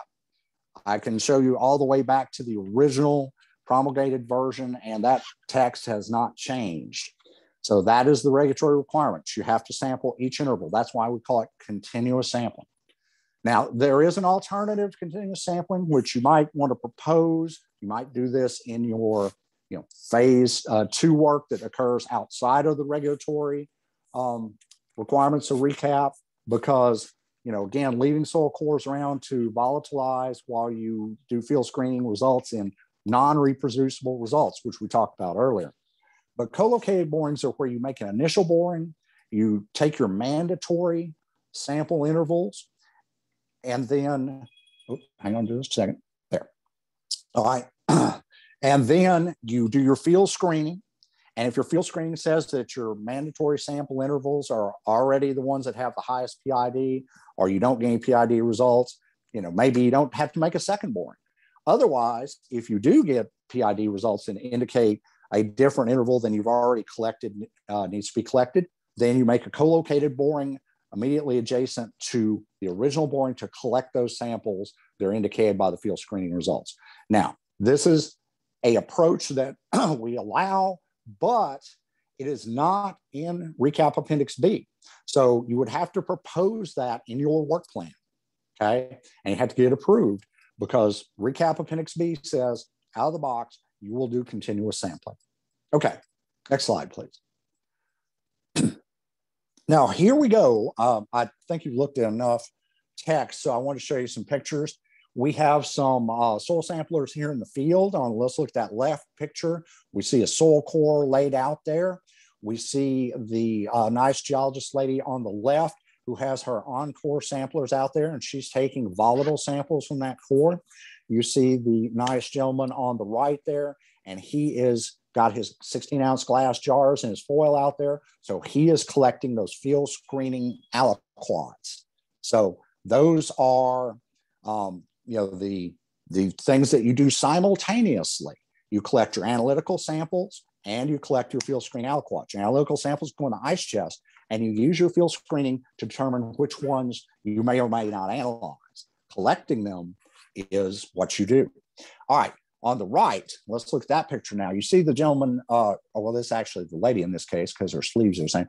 She is going and using her PID to puncture the foil on those 16-ounce glass jars. Why are 16-ounce glass jars good? Because they always have a set volume. They're always 16 ounces. She has let those set for a minimum of 15 minutes. Now she's doing her field screening. And you notice on the one lid of that jar, she has a boring number. She says it's 12 to 14 foot BGS and is collected at 10:19. I assume that's AM because the light is shining out there. So that is what you do. You do your sampling first, your screening, aliquots get collected, and then you do, after minimum 15 minutes, you do your field screening, and that determines which aliquots you may actually send to the lab. All right, next slide, please. All right, so here's a quiz question I like to give some of the new inspectors there at DEQ. How many soil samples are required from a recap boring? I'll give you the answer in advance. It's up to 5. Now, what are these intervals? First, you have the soil interval based on the highest organic vapor measurement, greater than background, or highest indication using previously approved alternative screening methods. Now, these days, what if you're doing metals? What if you're looking for lead? Well, you could use XRF as a screening method. You could propose that. That's X-ray fluorescence. You could propose that in your work plan. You may have another alternative screening method, say an absence of, PID readings, that we're going to use, sheen, we're going to use staining, we're going to use some other method to determine. But whatever your methodology, you need the sample from that's most likely to be contaminated from surface soil, which is 0 to 15 foot BGS, and subsurface soil, which is 15 BGS or below ground surface to the depth of the impact. Now, why do you need these two separately? Because you look at them differently. All the 0 to 15 layer we consider as a potential contact risk. Subsurface soil below 15 foot, we only consider as a potential source to contaminate groundwater. So in recap, that's your two soil intervals you have to evaluate separately. So you want to get data from both those intervals. Now, the soil groundwater interface is always required for light non-aqueous phase liquids, or LNAPs. So basically we're talking about hydrocarbons. And, a lot of our sites almost always have hydrocarbons. So if you could have hydrocarbon at your site, you've got to sample the soil at the soil groundwater interface. Next is the total depth of the boring. That is mandatory. That's for vertical delineation. Hey, I didn't make this up. It's in the regulation. You got to do it. Then soils in the 0 to 3 foot BGS interval, which Recap defines as surface soil, need to be sampled. It doesn't have to be 0 to 3. You could do 0 to 1. You could do 0 to 6. But in that interval, need to be sampled if it is expected to be impacted based on the release mechanism and the site conditions. So if you have a surface spill, that ran over the surface of the ground, well, that's the release mechanism. You expect that's where you're going to find some contamination. You need to address that. Maybe if your concern is that lead-based paint could have impacted the surface soils, maybe that's the site conditions that you're concerned about. So 5 soil samples from a boring required by Recap, and with groundwater, 6. That's another trivial pursuit question you can get into. All right, next. So here is requirements of soil sampling under Recap. It says each soil sample shall be visually classified by a geologist or engineer in accordance with ASTM method D2488 and documented on a boring log using the Unified Soil Classification System. We jokingly refer to this as the geologist and engineer's full employment clause, but this is required. You can have environmental scientists in the field doing work, and that's fine, but the soil sample has to be classified by a geologist and engineer in accordance with that methodology. And for your borings, you have to submit a boring log, and it must meet the requirements of the Unified Soil Classification System. All right. And it says, soil samples shall be collected and analyzed as discrete samples and shall not be combined to produce composite samples. Composite samples are not allowed under Recap. We use just distinct grabs, and then we use statistical methods to evaluate the overall thing. We don't use a composite and then take an average. So that leads to compounding error. So Recap does not allow composites. The only place that composite sampling is generally allowed by DEQ is in waste sampling. So for your waste disposal, your waste characterization, that's okay, but not for Recap compliance. Then this gentleman on the left is a geologist or engineer who is examining that soil sample. So anyway, next slide, please. All right, some other soil considerations. They tell me it's very important to collect an FOC sample. It says it's required, in fact, to determine the fractional organic carbon content of the soil. The fractional organic soil content, carbon soil sample shall be collected from a non-impacted area that is representative of the impacted soil conditions at the AOI. So if you have impact at, if you have a surface soil issue at the site, you want to collect your FOC from an area where the surface soil is likely not contaminated, but you want to collect it from the surface soil. If your impact is from a UST that leaked and contaminated the soil at 12 to 14 foot, basically, you want to collect your FOC from an unimpacted area at 12 to 14 foot. So keep that in mind. FOC is very important. And it makes a lot of difference when you start doing some of the MO2 calculations to have a site-specific FOC. Now, soil characteristics and geotechnical analysis. I'm not a geologist, but I'll tell you there are a heck of a lot of these listed in Recap Appendix B. They have all kinds of things, porosity, Attenberg limits, etc. And these can be very important if you're going to do any kind of modeling or taking into MO2, especially in MO3. So these, it tells you how to collect it with an ASTM method D1587. And then the methods of analysis are listed in Recap, depending on the kind of data you need. So do you need to collect all those on initial investigation? It depends on where you're going to take it. And if you don't, well, you may have to come back. But, I'll leave that up to the experts. But remember, one thing to remember is whether you're analyzing chemicals or geotechnical, you need to use only labs that have current accreditation credentials under the LELAP, or Louisiana Environmental Laboratory Accreditation Program. When we first started doing LELAP, they did not accredit geotechnical labs. That was outside of the accreditation realm. And that made a lot of people rather upset once these labs started getting accredited. And then we, DEQ, were not telling submitters that, hey, you need to make sure you use a accredited lab. So we're all aware now that geotech labs are accredited, and you need to make sure you use an accredited geotech lab. Okay, next. All right, next it says, when must I be concerned about groundwater? Well, Recap Appendix B, section B256, which is where the groundwater stuff in Recap Appendix B begins, says, unless previously completed, an evaluation of the hydrogeologic characteristics of the first or subsequent saturated zone shall be performed unless evidence exists the impact is not migrated to groundwater and is assumed the first saturated zone meets the definition of groundwater classification 1 for the identification and application of the soil concentration protective of the groundwater recap standard. So what is that? That's the SSGW from the screening option. That's the soil protected groundwater number. So if you assume the groundwater is groundwater 1 to apply that and you don't exceed it, then maybe you don't need to classify groundwater. Otherwise, you're probably going to need to do so. So next slide, please. Okay. And it tells us in Recap, in order to evaluate an AOC or AOI under Recap, groundwater should be classified in groundwater classification 1, 2, or 3 as determined by current or potential use, maximum sustainable yield, well yield, and total dissolved solid concentration. So this is what Recap tells us we need to use to classify it.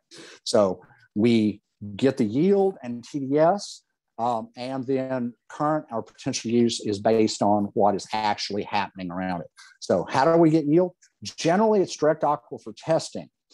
We prefer that you do that. That would usually be slug tests. Now I say tests because it says so in Recap. and that's plural. You know, you should always do slug in, slug out, probably. And I always want to do more than one well. I want to do wells on different parts of the site to make sure I'm consistent.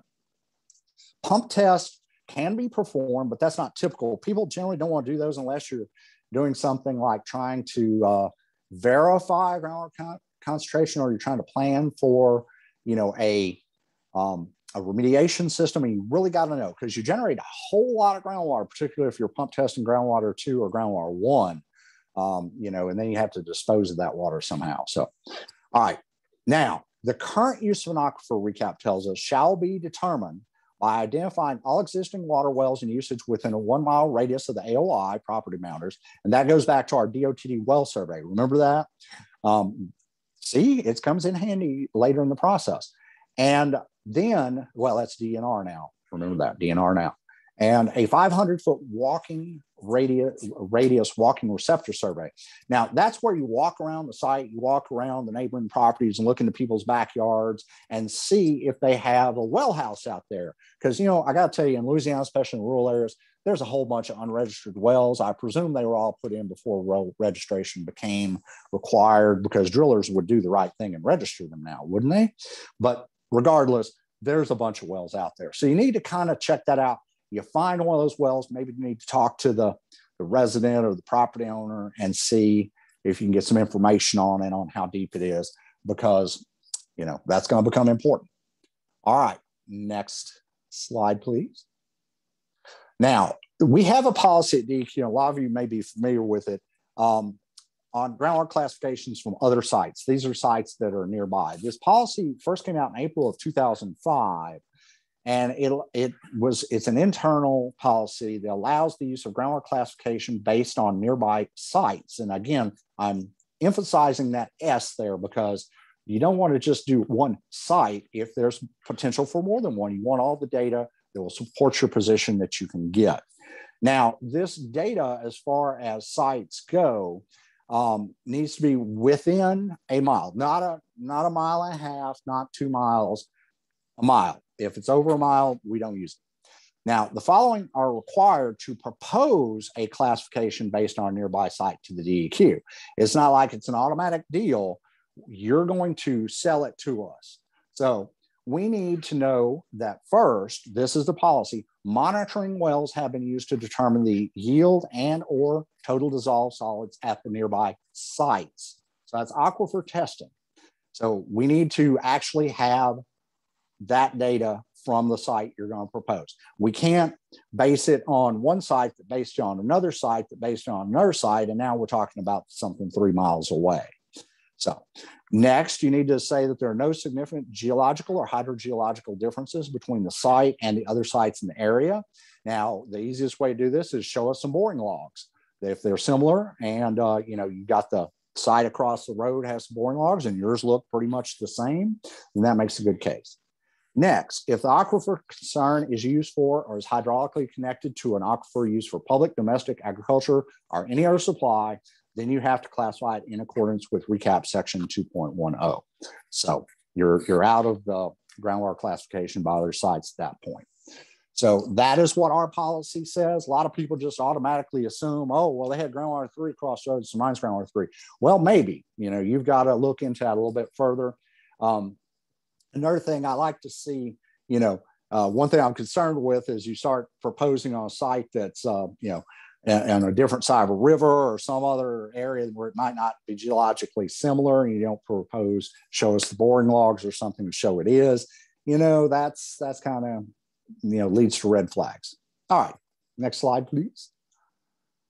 All right.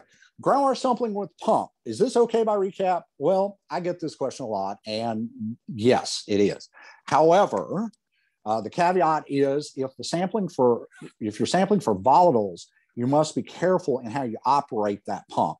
On the left is some of our field people from Leaf Environmental working on one of our sites, and you notice that they've got a little kink in their tubing there. They got their volatile containers, and they are operating their pump, which you can't see, at a very, very slow setting. As Recap tells us, that groundwater samples collected for analysis of volatile organic compounds shall not be collected with a pump that causes aeration of the sample, and care shall be taken not to agitate the samples. So don't make your samples mad, okay? Don't agitate them. The idea is to run your pump low and slow and discharge the water onto the side of the vial. Tilt your vial just like you're pouring a carbonated beverage.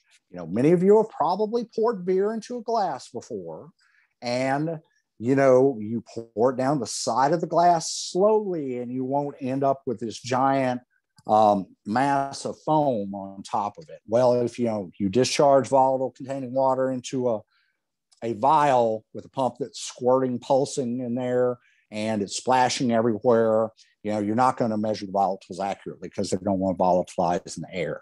You want to discharge it quickly, slowly into there, gently, and then cap it off and send it in. Okay. Remember, reproducible data. Next slide, please. All right, groundwater sampling, low flow methodology. This is pretty popular. It's generally acceptable on a recap. It's best included in your work plan because it's not specifically identified in recap appendix fee. So you put it in the work plan, get it approved, and we're great. The geologists tell me that we should use EPA OSWR, that's Office of Solid Waste Emergency Response, low flow, minimal drawdown groundwater sampling procedures, which we have EPA document number there from April of 1996. That's where it was really defined for, the regulated community. Now on our left there, we see there's a couple things going on. First, I don't know why this well, it's a well on a Superfund site, it's Cleve River. It's so low to the ground and it doesn't have any bollards around it, but regardless, I didn't put it there, but we are sampling it. You notice on the right, you have that water level indicator. That's to make sure we're not drawing it down very much. We're not pumping it too hard and causing drawdown because, minimal drawdown is the goal here. So that water level indicator is telling us that we're not pulling it down. We see our geo pump there, which is peristaltic pump, your average pump. Then that pump is discharging through that gray cylinder that you see on top of the ice chest. That is our low flow adapter that is taking the water from the pump and it's slowly filling up from the inside and then it's discharging out through that tube. Now you want to have zero headspace in there. We notice also when it's full, of course. Then we see our YSI our YSI instrument there. I'm not saying that that's a great brand or anything, that's just the brand they're using, but it is able to measure the parameters that we have to know. Now, Recap tells us replicate measurements shall be taken of 3 primary field parameters, pH-specific conductivity, and temperature at each well. And that's true for all well sampling, but that's something that when you do the low flow, you really want to make sure that those measurements level out and you get, good steady numbers on those before you consider that your sample can be taken. Now, why do you want to do low flow? Well, one, it's you don't have to bail, and bailing is hard, right? It works your arms out, and you generate drums and drums of purge water that you then have to dispose of. We have a site, a well in Abbeville, that when we sample it, we generate a hazardous waste because the vinyl chloride level in the well exceeds the hazardous waste designation. So we have to dispose of that water as a hazardous waste, which is expensive. So, we use low flow on that so that we can minimize the amount of waste to be disposed. So there's a number of reasons to use it, and feel free to propose it. Next slide, please. Now, a lot of times in your initial sampling events, we're going to have temporary monitoring wells, also called temporary piezometers. That's one in the picture on the left. We got, a lot of people call that the pole in the hole. You've got your well is a temporary one. It's very small in diameter. It's put in a geoprobe boring, perhaps. Maybe it's just a slotted screen on the bottom. Now, I would advise you to use pre-packed well screens rather than just a slotted screen because, you can reduce turbidity. That's the real boogaboo on these temporary wells is you get a lot of muddy water.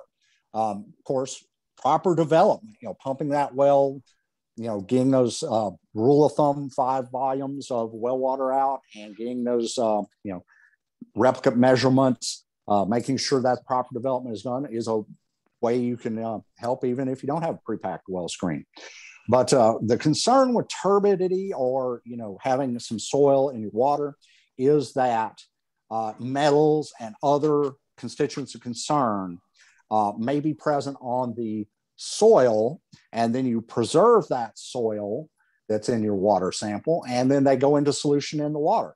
So you get an abnormally high level that wouldn't actually be present in the groundwater.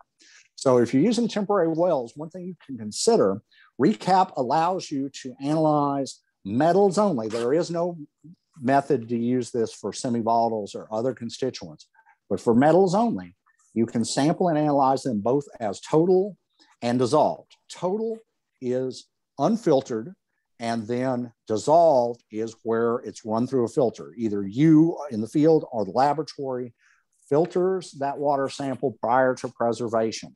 Now, if your dissolved metals results are lower than the total results, you can make the argument that the higher totals results are due to the turbidity in the sample. A Recap requires that you have both data sets to make that argument. So now, if your COCs are not metals, if they're some other kind of thing, you get an exceedance on the temporary well, you might have to put in a more permanent well with good sand pack and all that, and resample to prove that it is in fact due to turbidity or the way temporary wells are sampled. One thing to consider though, filtered samples are not allowed from permanent monitoring wells. The geologists tell me this, the well people tell me this, because they should not exhibit turbidity. If you put in a permanent monitoring well, construct it properly, develop it properly, there shouldn't be a turbidity problem, so you shouldn't need to filter it. Okay, next sample, please. Next slide, please. All right, our next slide, we are about an hour and a half in, and we probably have somewhere between 30 and 60 minutes left. So we're going to go ahead and just take a quick 5-minute break. So I'm seeing that on my watch, it's 10:36. So we're going to come back around 10:41. So give you about 5 minutes, run to the bathroom, fill up on your coffee, get your water. And then we'll come back in about 5 minutes. If you are watching the recording, I'm always a little nervous of stopping and starting it, so you might just want to advance 5 minutes. And the next slide will be borings, plugging, and abandonment. So that's the one that you're looking for. So we'll come back in about 5 minutes. We'll hope it's not too boring. I couldn't help it. All right.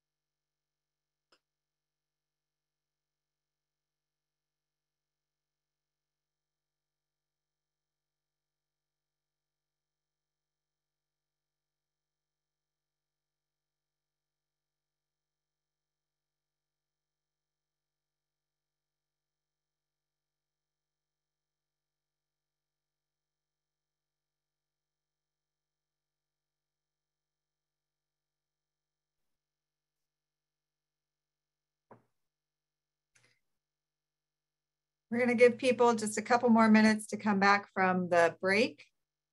Just as a reminder, you can, if you have questions, you can put those into the Q&A, into the chat, or go ahead and raise your hand, and we'll stop along the way if you want to ask your question verbally. We'll also have time at the end to ask questions, so you can save it at the end if you'd like to do that.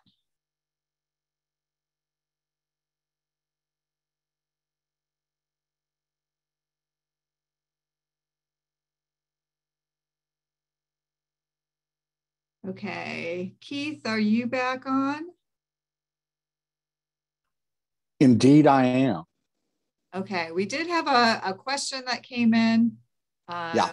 The question is, you mentioned that you cannot analyze for dissolved metals in permanent wells. Where is that mentioned in Recap? Okay, that came from Karen, and it is in Recap Appendix B.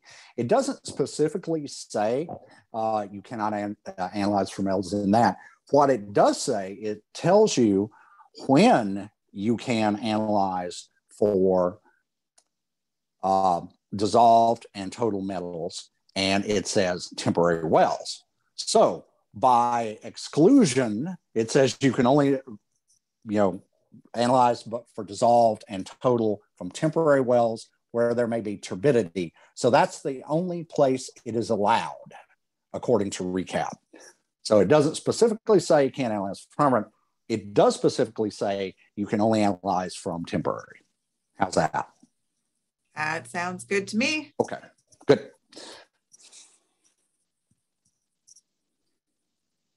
All right. I think we're going to go ahead. And I'm not sure. Okay, we're going to go ahead and keep going then. Great. All right, so we were talking about borings, and important as it is to make borings and to take samples, equally important is plugging in abandonment, or P&A. Now, our current guidebook, which is LDEQ, actually it's LDOTD-DEQ, a geotechnical handbook, that is called the Green Book. A lot of people are familiar with it. It was written in 2000, so it's 21 years old now. And it generally requires boreholes to be plugged with cement bentonite grout, which is placed bottom to top via a trimming pipe. And you see on the left, there is a borehole that is properly plugged and abandoned with cement bentonite grout. That's what it looks like, that gray stuff there by the flag. And we like to see it come up out of the hole at the top. And if it sucks down, we like to see you put a little more in to make sure that it's even with surface of ground. And that's the way we've been doing it for a very long time, certainly since 2000. However, a lot of you may be aware, and if you're not, you should be aware, that the DNR and the DEQ are updating the what's now called the guidance manual for geotechnical boreholes, which we expect to be finalized in 2021, we hope. They're currently have a response to comments up on the DNR website, and they have the text of the draft update. So that's going to, in the near future, become the new rules. So it will offer other options for plugging abandonment. So, what we've done in the past, if you penetrated groundwater, you had to use cement bentonite grout. It's going to offer different options. The principle it's going to go by is that the plugging material must be equivalent or better than the original soil. So it has to be, a good seal, and has to be equivalent or better. So that's the principle. It's not going to tell you what to do. It's going to tell you that you have to meet that, and it'll offer a number of options, from using bentonite powder that's hydrated in lifts to the regular way we've been doing it to other possibilities. So since there's not going to be just one way to do it in the future under this guidance document, I would advise you to put whatever kind of methodology you're going to utilize in a work plan and get approved. Because last thing you want to do is have a DEQ geologist not agree with you when you're in the field. You would rather have that worked out in advance, right? So there you go, guys. Look at that guidance manual and, propose something that makes sense. Next slide, please. All right, now let's talk about professional certifications and considerations. I want to make sure, that we are aware that in Louisiana, there are certain rules regarding who can do what. One thing in the world of site investigations, we have to drill boreholes and make wells. Well, drilling of boreholes and wells has to be done in Louisiana by a firm that's licensed by the Louisiana Department of Natural Resources, whose logo you'll see on the left there. And that has to be in accordance with LDEQ Title 46. That's the licensing requirements for the well drillers, okay? Next, professional geologists or geoscientists. Sorry, I keep saying geologists. It's actually geoscientists. This is PG in Louisiana. We have a PG program now in Louisiana. They must be licensed by the Louisiana Board of Professional Geoscientists, also in accordance with LDEQ Title 46. So, geologists now, historically in Louisiana, anybody with a geology degree was a geologist. That is not the case now. And you're out-of-state geologist, unless you have a reciprocal agreement and you're licensed in Louisiana, you can't practice geology either. So you need to get that taken care of. So one thing to remember in your submittals, to have reports or appropriate portions thereof stamped by a geoscientist. So if you're making a geoscientific interpretation or opinion, that has to be done by a geoscientist. So your boring logs, obviously, could be one area that might need to be stamped, might need your Photogrammetric surface maps, or some people just have the whole report stamped. Just depends on what it has to do with. So keep that in mind. Next, let's talk about engineers, because remember, engineers can classify soil samples according to Recap. Louisiana engineers and land surveyors, because remember, a lot of times you're going to use surveyors for your maps, you're going to use them for your monitoring well elevations. So all these folks need to be licensed by the Louisiana Board of Professional Engineering and Land Surveying. And that is in a different title, that's LDEQ Title 37 that requires that. Now, I only put the surveyors symbol on the left. I didn't have room for both. But anyway, that's the same board, amazingly enough, that addresses both licensing. Next slide, please. All right. So we are up to our next poll question. Go ahead and launch that. Okay. So which of the following are required to propose a groundwater classification based on nearby sites? So this is if you want to use a nearby well to classify your groundwater. And this is another choose all that apply. So monitoring wells have been used to determine yield and or TDS at the nearby sites, which is aquifer testing. No significant geological or hydrogeological differences between the site of concern and the other sites in the area, which is documented in boring logs. If the aquifer of concern is used for or is hydraulically connected to an aquifer used for public, domestic, agricultural, or any other supply, classify according to Recap section 210. And finally, nearby sites need to be within 5 miles of the site of concern. So go ahead and select any or all of these 4 that apply when you are trying to propose a groundwater classification based on a nearby site.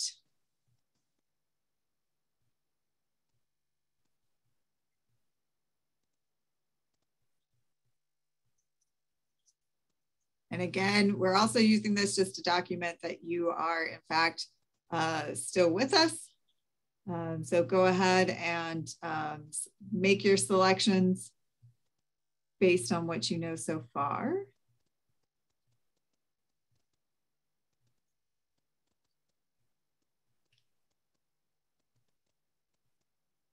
And we're going to give you about 10 more seconds to reply.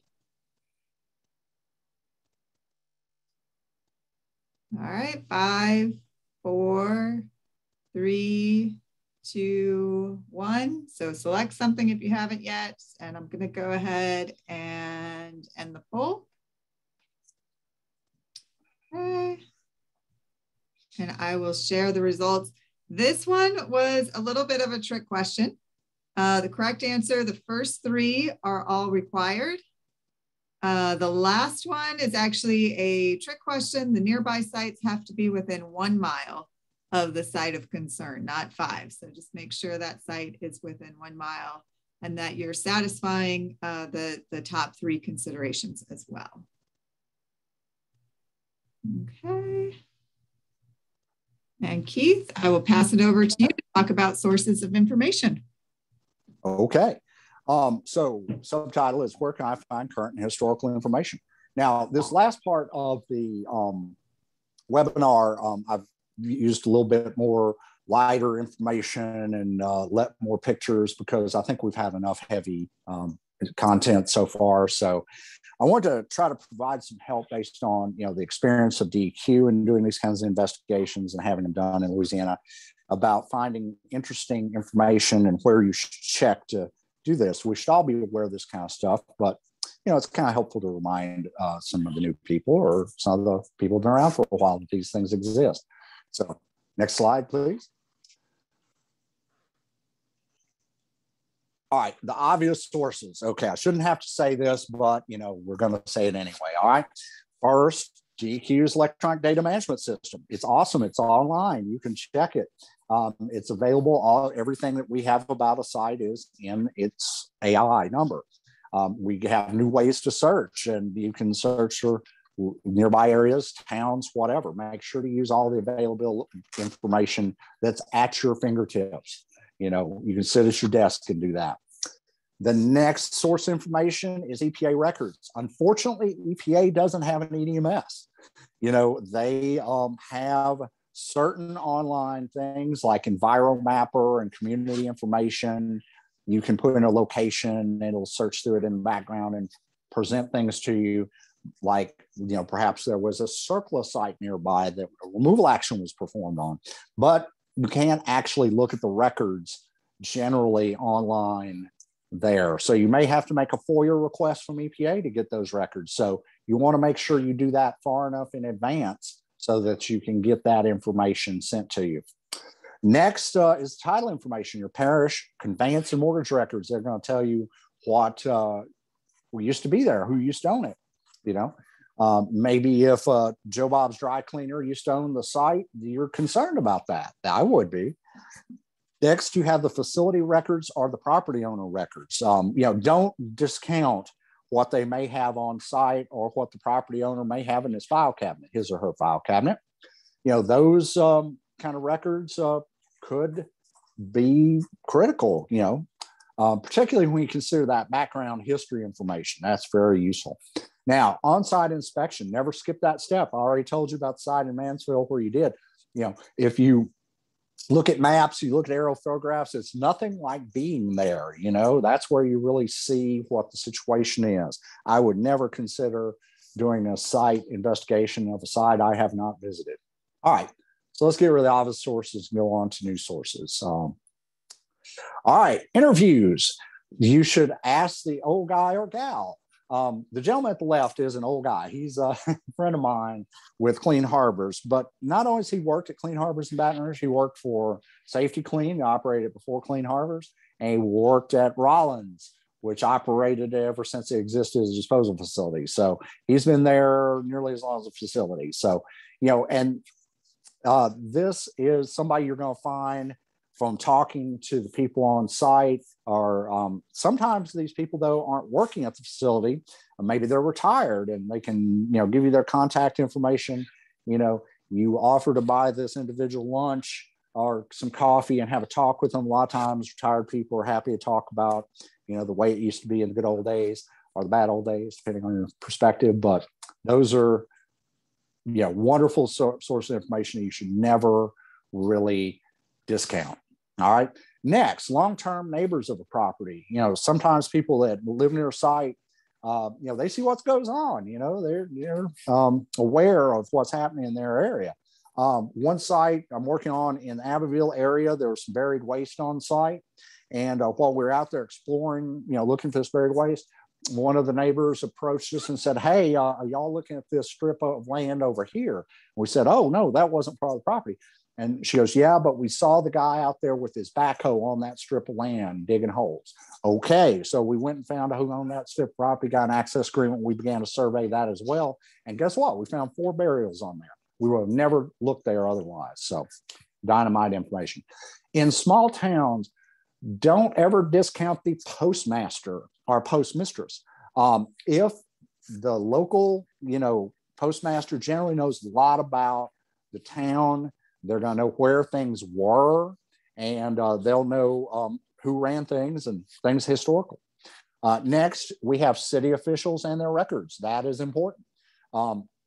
You'll be surprised at all the records Baton Rouge has up here in the various different departments. You go start talking to some of those folks, they go, oh, well, you should go check with this department because they might have some plat maps. And I'm like, okay, great. So, those are important. The other thing, remember your local library. I remember we were out with EPA in DeRidder, working on the American Qaqc Set DeRidder Superfund site. And we went to a library to ask about some information. And the librarians are always super helpful. They said, oh, well, we have historical files. You want to look at those. And, they brought us all these historical aerial photographs, all kinds of publications that, probably the only existing copy of them is in that library at this point. So all that stuff you should never discount. Okay, next slide. All right, aerial photography. Let's talk about aerial photography in general. The first place I look for aerial photographs is on Google Earth, because it's at your desk, right? You don't have to even get up from your chair. You can do that.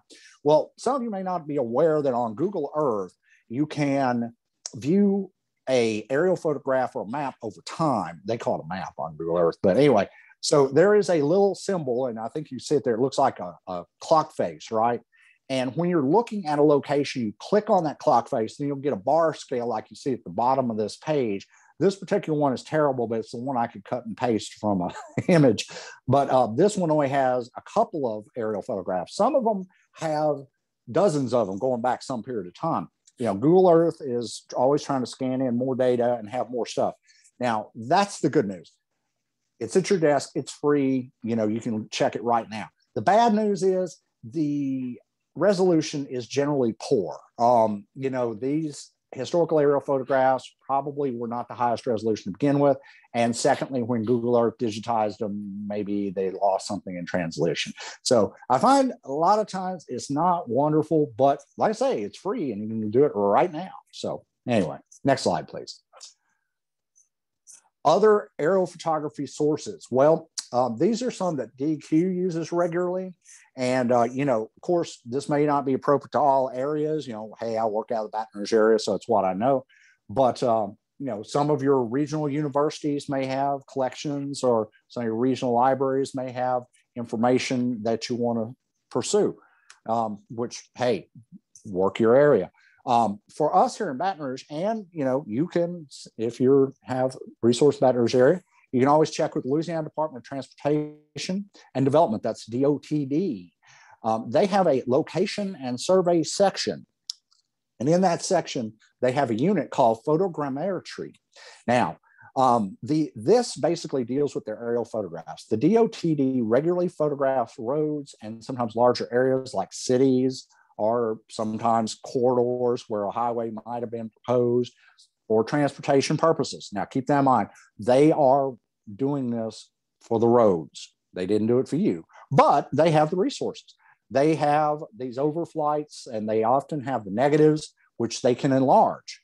They also have lower altitude photographs, which are able to be enlarged, to a greater scale and have better resolution. So that is great. And they will, for us in the state, we go ask nicely, and sometimes call them. Sometimes they'll work with you on the phone. But if nothing else, go over to the DOTD building and go visit with them. But they don't charge us. I understand that if you're in the commercial sector, that they have some fees, to perform services for you, to cover their resources and time. And I know that a lot of lawyers and other people use these resources. So there you go. Check with the DOTD. Another source is the Louisiana State University Cartographic Information Center.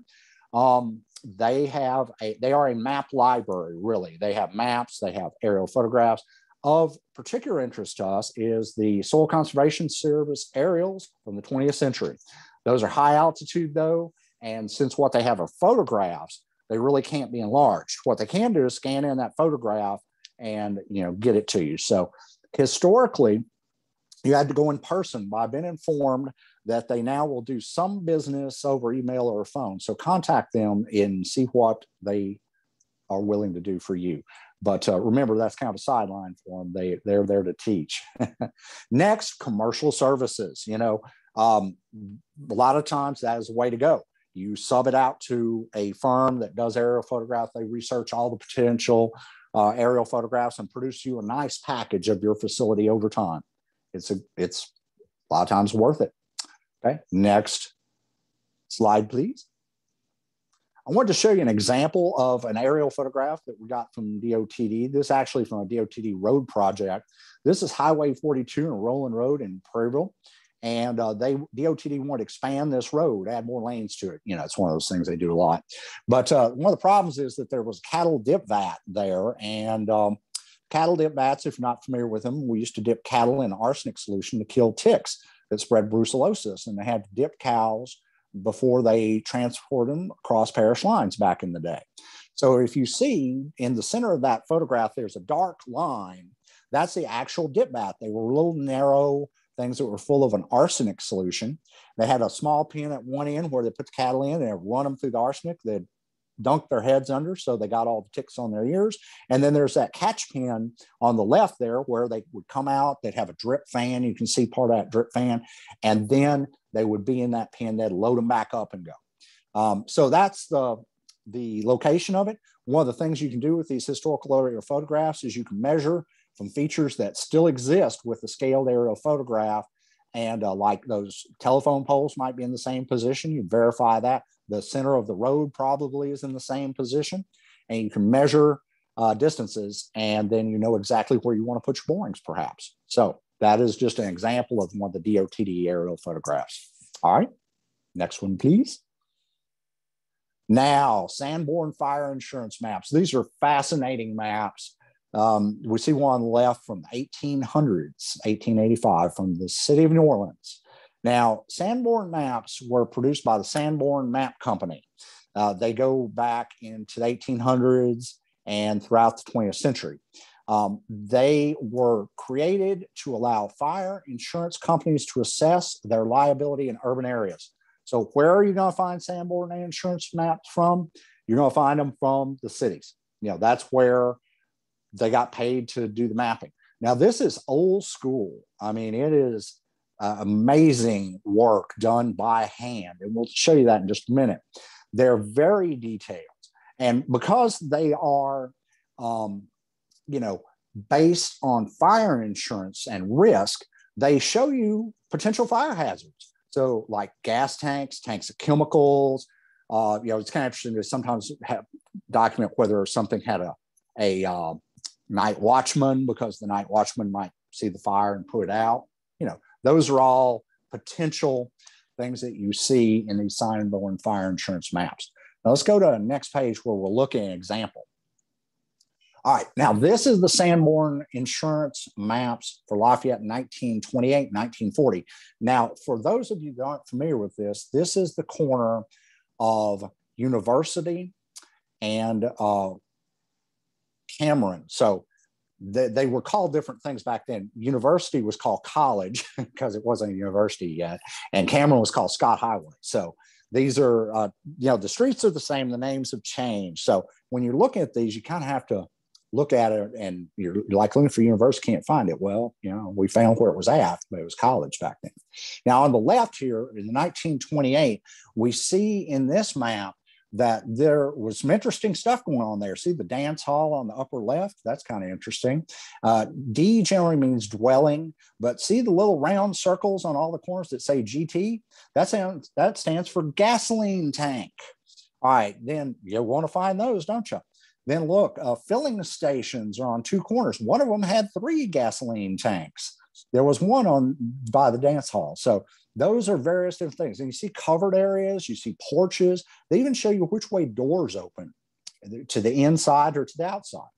Now let's go forward to 1940, and you see that the corner on the left, which was actually the side I was interested in, it's now a O'Reilly, see, that was now a Rest, which restaurant, I believe, is what it stands for. It says filling station. Now we have 2 gas tanks. See, the original GT is still there. Now there's another GT off to the left. I had heck with that tank. We tried to find it so long, never did. And then when they started digging in utilities, they found it. Yep. Now on the left upper corner of that 1941 on the right, notice there's now 4 gas tanks over there at the filling station. There's more down there on the filling station. They moved. So, you know, these are dynamite.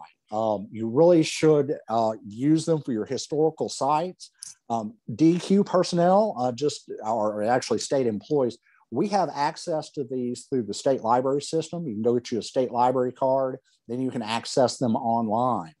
Those of you in the private sector, well, check with your local libraries or through commercial services, and maybe you can get access to these. So university libraries often have access to these too. So check with your alma mater. All right, Sanborn maps, dynamite stuff. Next, please.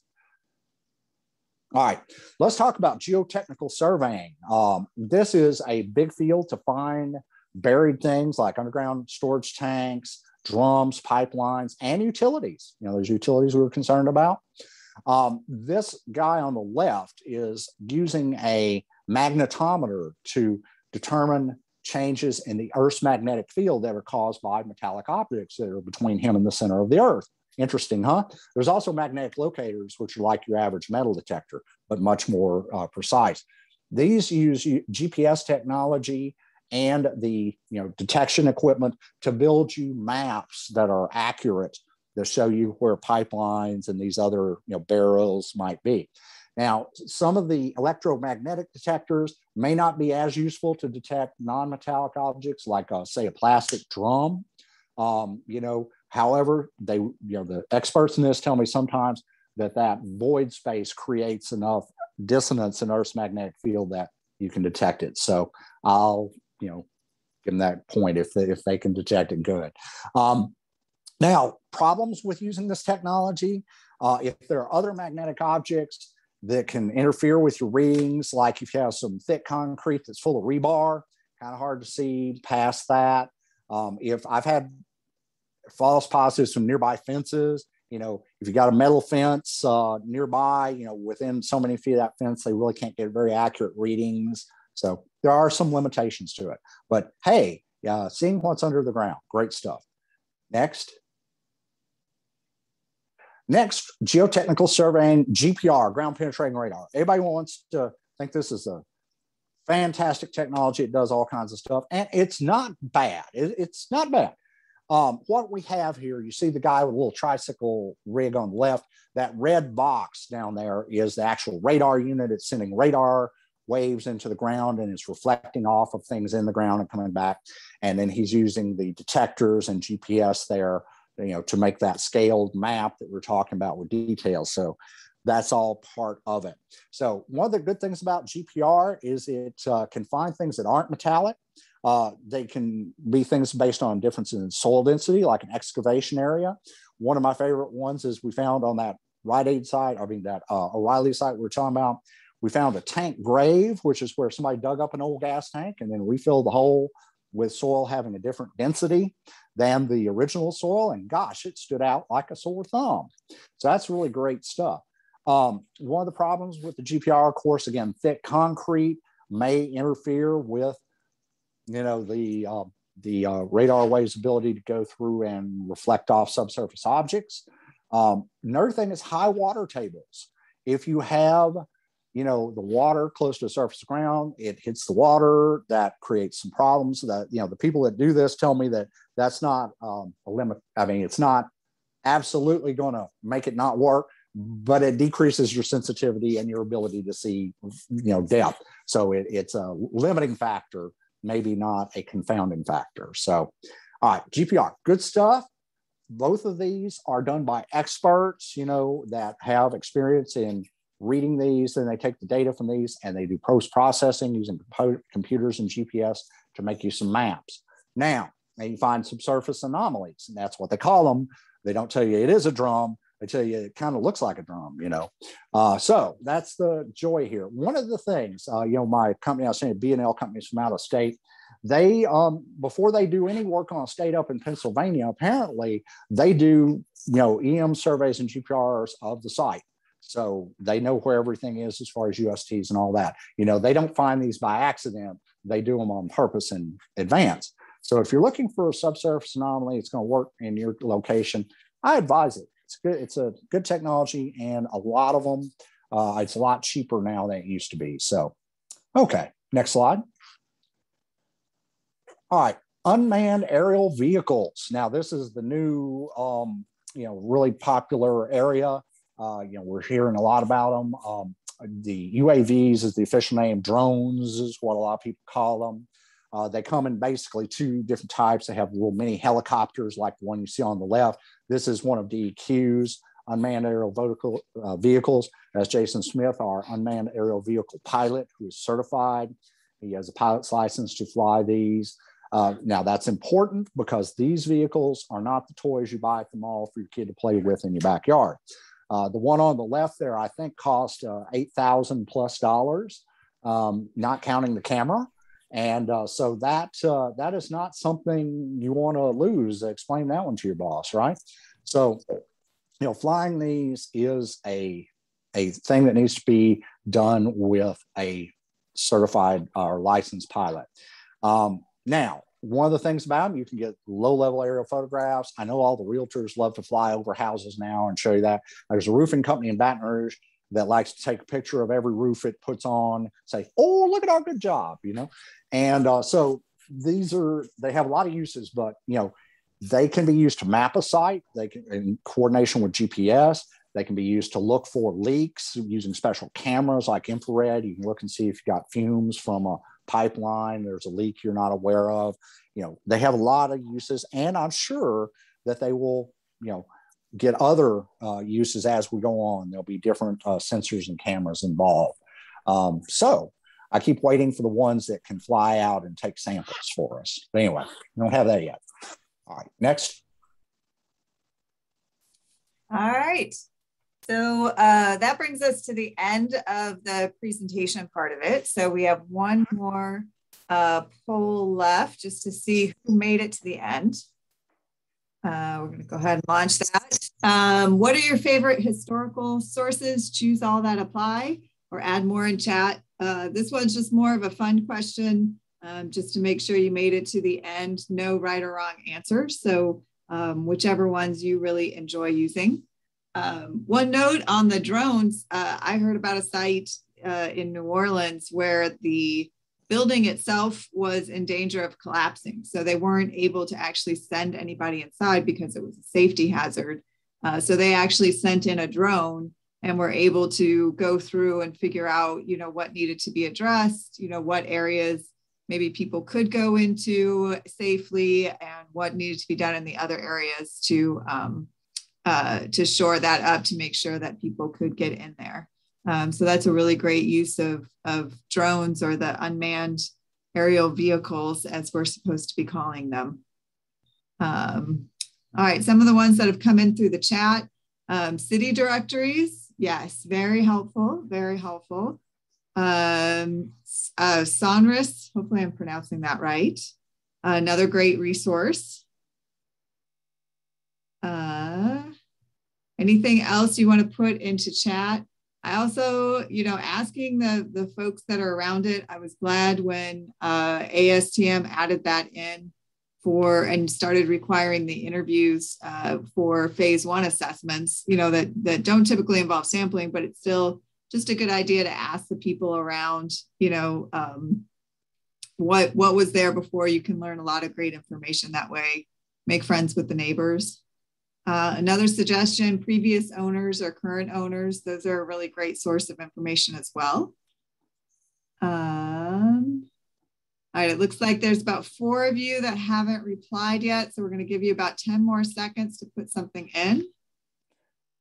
Hey, Rebecca, those city directories, there's another type of directory that we have in Louisiana, the historical directories of manufacturers. These used to be, so if you wanted to, yeah, that's one of the ones that you look in the directory and find out all the sources of, say, creosoted poles.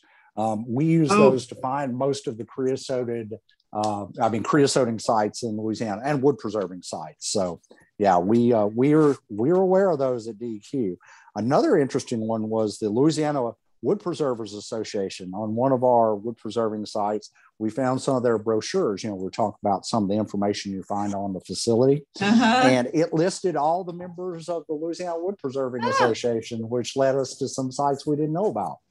So, you know, it's never turned down a source of information. Okay, there's also in the chat that says the HAZIT list, HAZIT. What, I'm not familiar with that one. Do you? Historically in Louisiana, there was a list that was developed by LSU of all the potential hazardous substance sites at that time. And that time, I want to say, was around 1990. You know, and so that is a list that we have internally. So. Okay, great. Good to know. All right, I'm going to go ahead and end the poll. We'll share the results. EDMS, if you haven't checked out the new EDMS, definitely do that. I definitely recommend it. I think they've made some really great improvements. As far as I know, though, just FYI, the mapping system is still kind of in progress as we put in lat longs for each of the sites. So definitely just kind of be aware of that if you're using the mapping feature. A lot of people like the Sanborn maps. I love those. You know, asking people who may have known in the past, aerial photos, definitely a good source, especially now that they're digital and it's so easy to zoom in. And then a limited number of people like the drones. I think we're still kind of exploring that and getting that into everybody's wheelhouse. Okay. So that is the end of our presentation today. Thank you for making it all the way to the end. If you do have any additional questions, you know, we'll stay on for just a couple more minutes. You can put those into the Q&A or chat or raise your hand. Questions afterwards can be directed to Keith. So thank you so much, Keith, for presenting today. And there's his contact information in case you need it. And then just as a reminder, next webinar will be September 14th. That's when Jennifer Schatzel is going to talk about the ins and outs of the Voluntary Remediation Program. That's a program that's really useful for certain sites that really need that certificate of completion, or if you just want to limit your investigation to the site, that's helpful. And then if you are a non-responsible party, there's some different ways you can do the cleanup that's still protective of human health and the environment, but may make it more economically feasible to move forward with the project. Then in October, June Sutherland will come back and talk about some common mistakes, misconceptions, and compliance issues with Recap.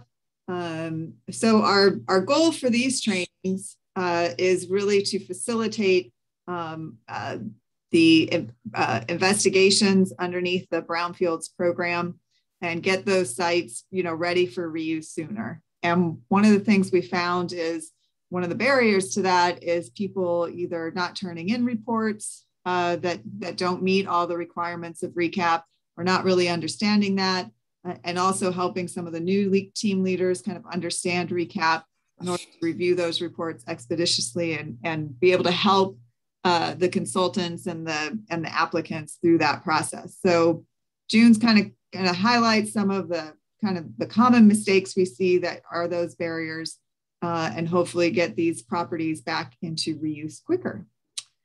As I mentioned in the beginning, the recording and the PowerPoint from today's presentation will be available after the webinar. Give me about a week or two to put it up there and send out the email for saying, you know, requesting the certificates. It normally takes me a while to get through all the information to make sure, you know, who qualifies for certificates. So that's why it takes a little bit of time to get that out. And if you would like to register for either the upcoming webinars and don't have that information already, or the link to register, you can email me at rebecca.audi@la.gov, and I can send those links over to you. All right, Keith, I don't see any questions that have come in. So thank you again, Keith, for taking the time to present to us today. I think this went really well, and hopefully people gained some really great insights on the investigation side of Recap. So thank you again. Anything else you'd like to add? No, thanks for putting up with this information. And I know it's a lot, but we want to provide it to you and so that you can use it in your work. Always glad to be of service. Thanks. All right, great.